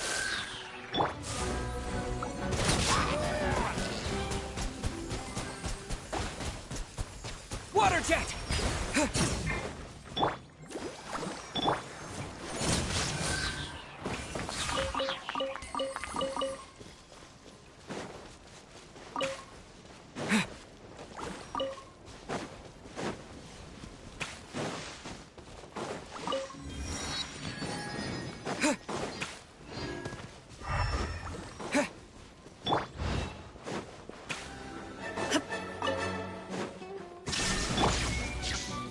I see everything!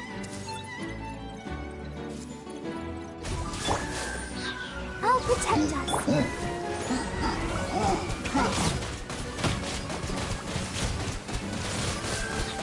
Water jet!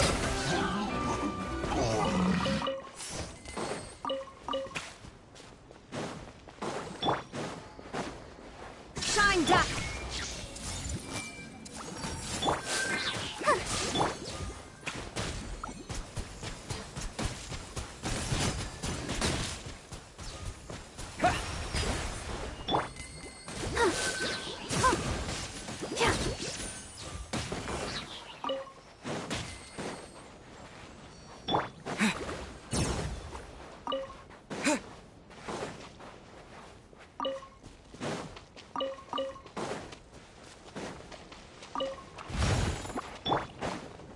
Illusion Let the show begin.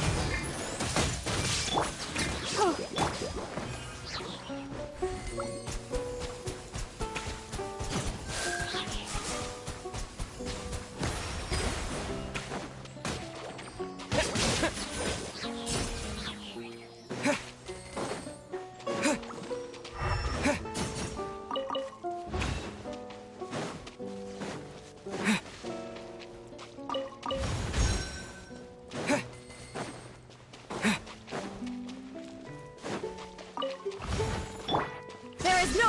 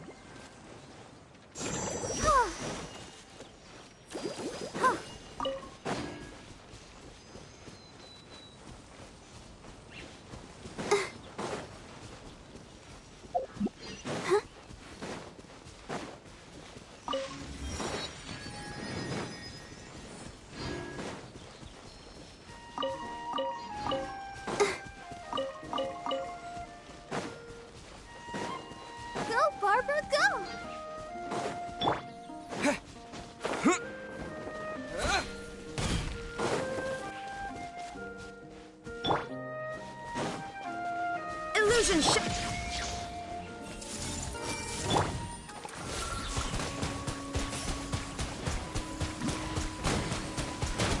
Water jet! Let the show be...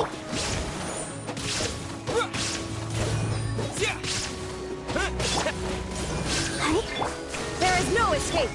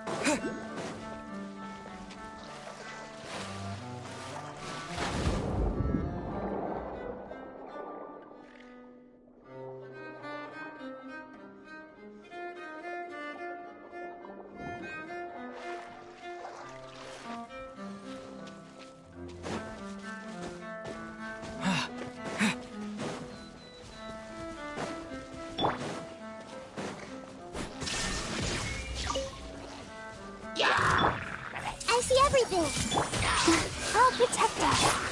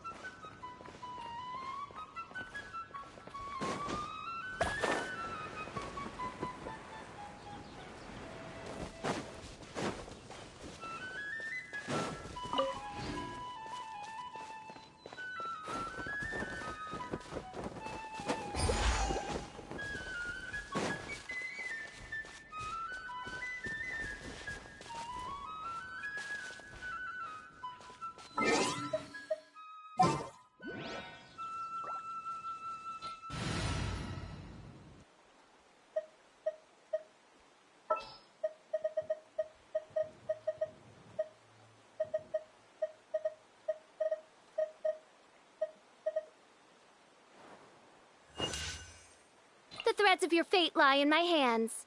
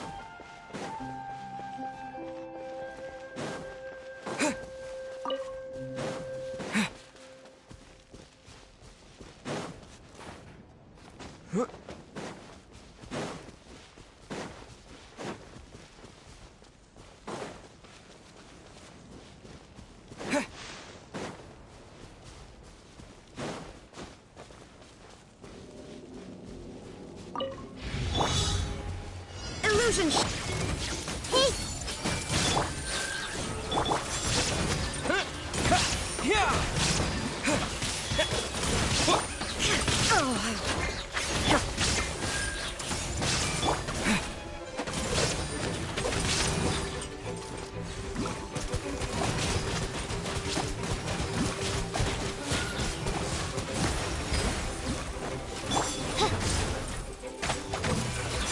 By royal, there is no escape. Water jet!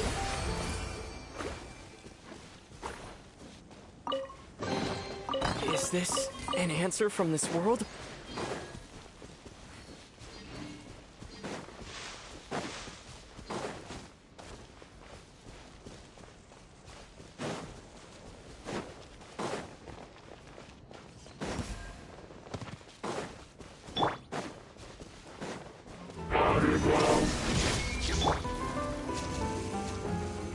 No rest for the wicked.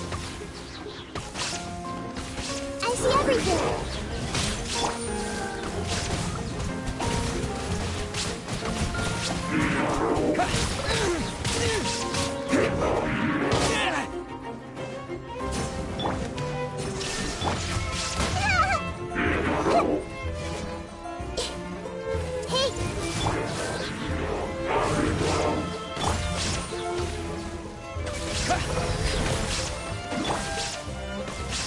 Shine down!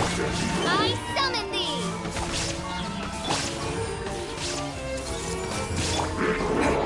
Water jet!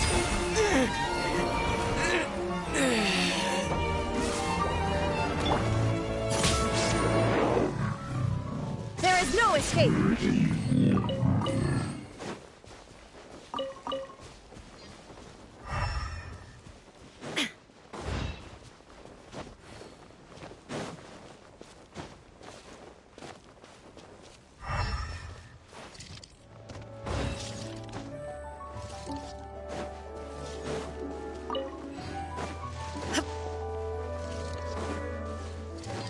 Illusion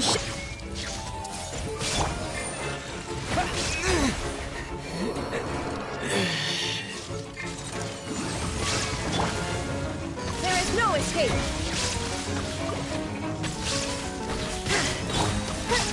No rest for the wicked. I see everything!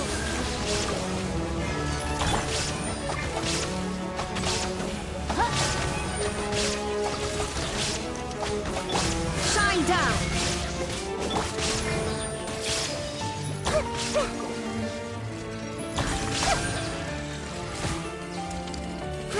Grow!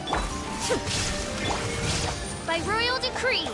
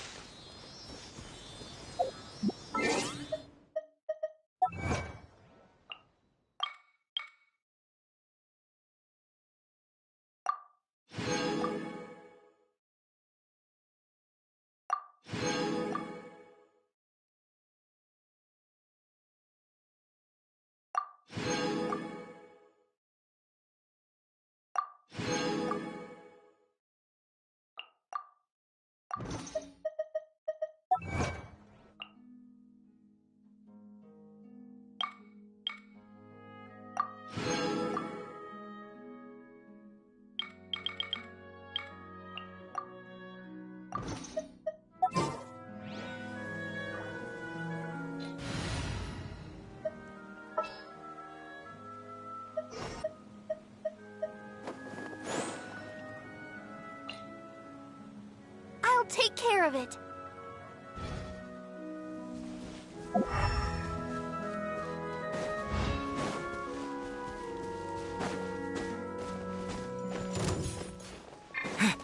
Illusion shattered!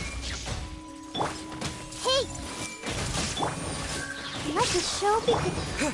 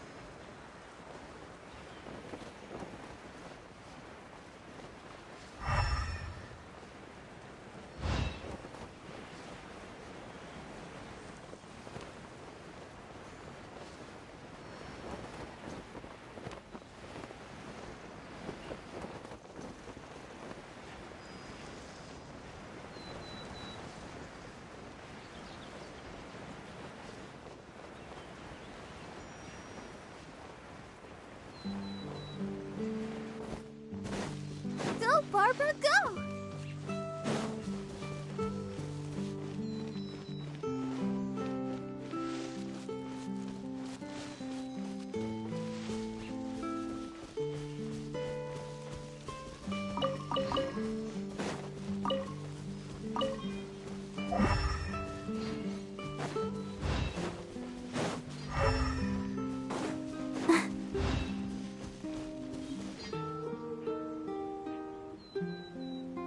Go, Barbara, go!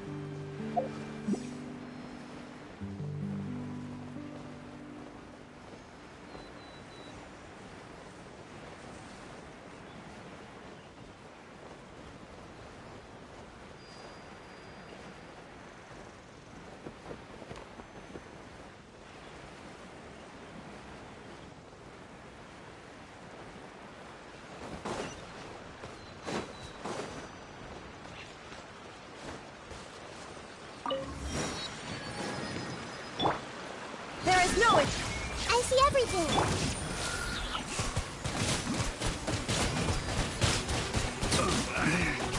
Should replace my hammer.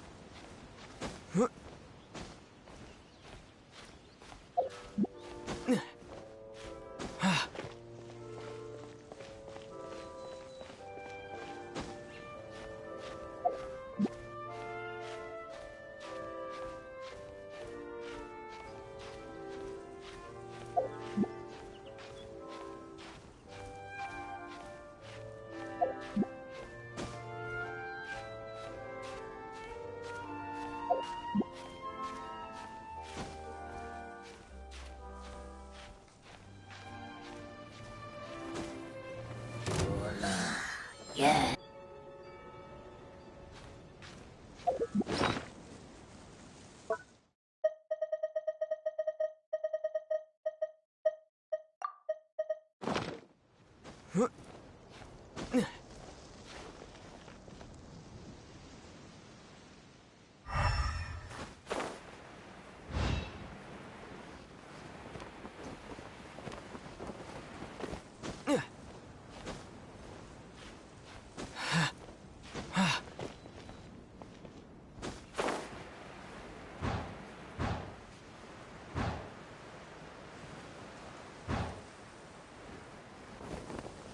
This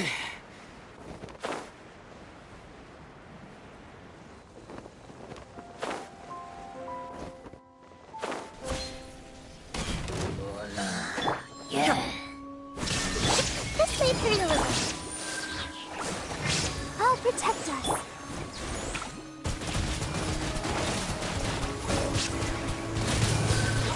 Water jet! Shine down! Nada kundala. I'll keep this close.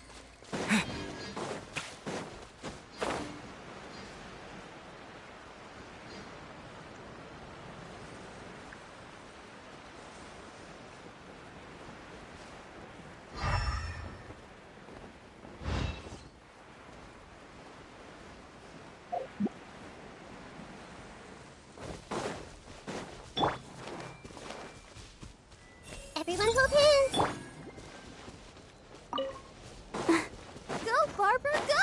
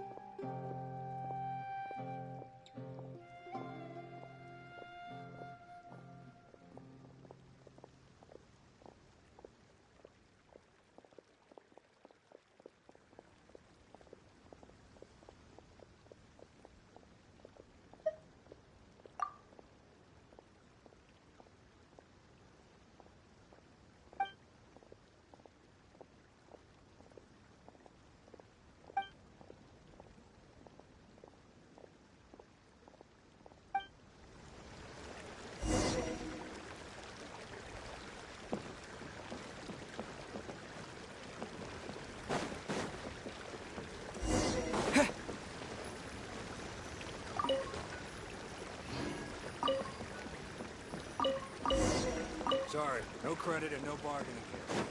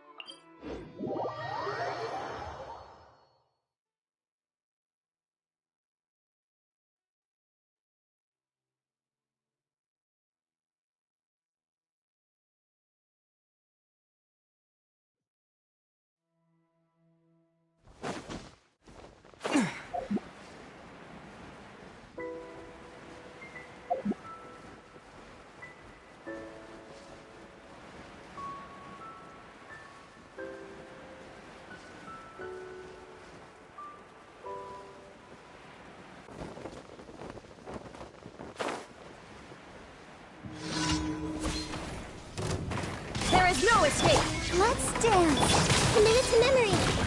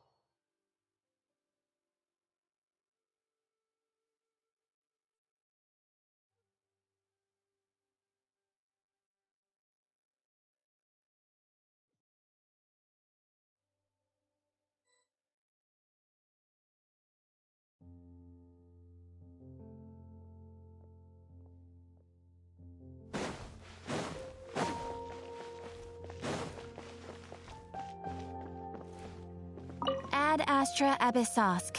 Welcome to the Adventurers Guild.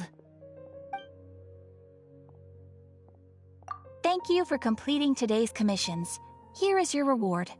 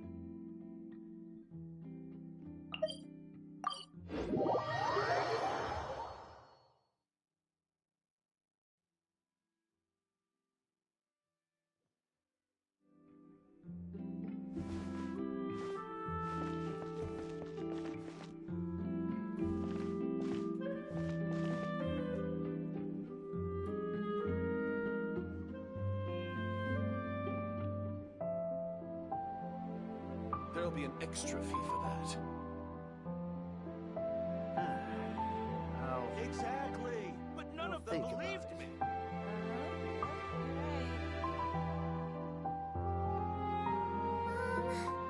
Can we play Banker next time?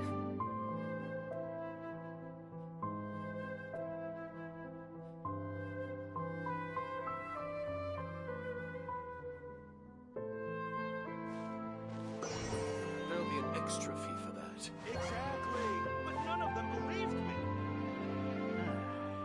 I'll think about it. Yep, you're right.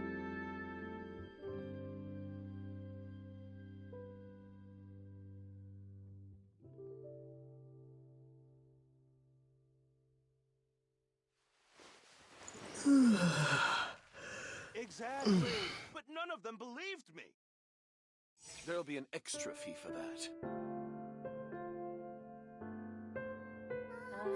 Yep. Can we play Banker next time? I'll think about it.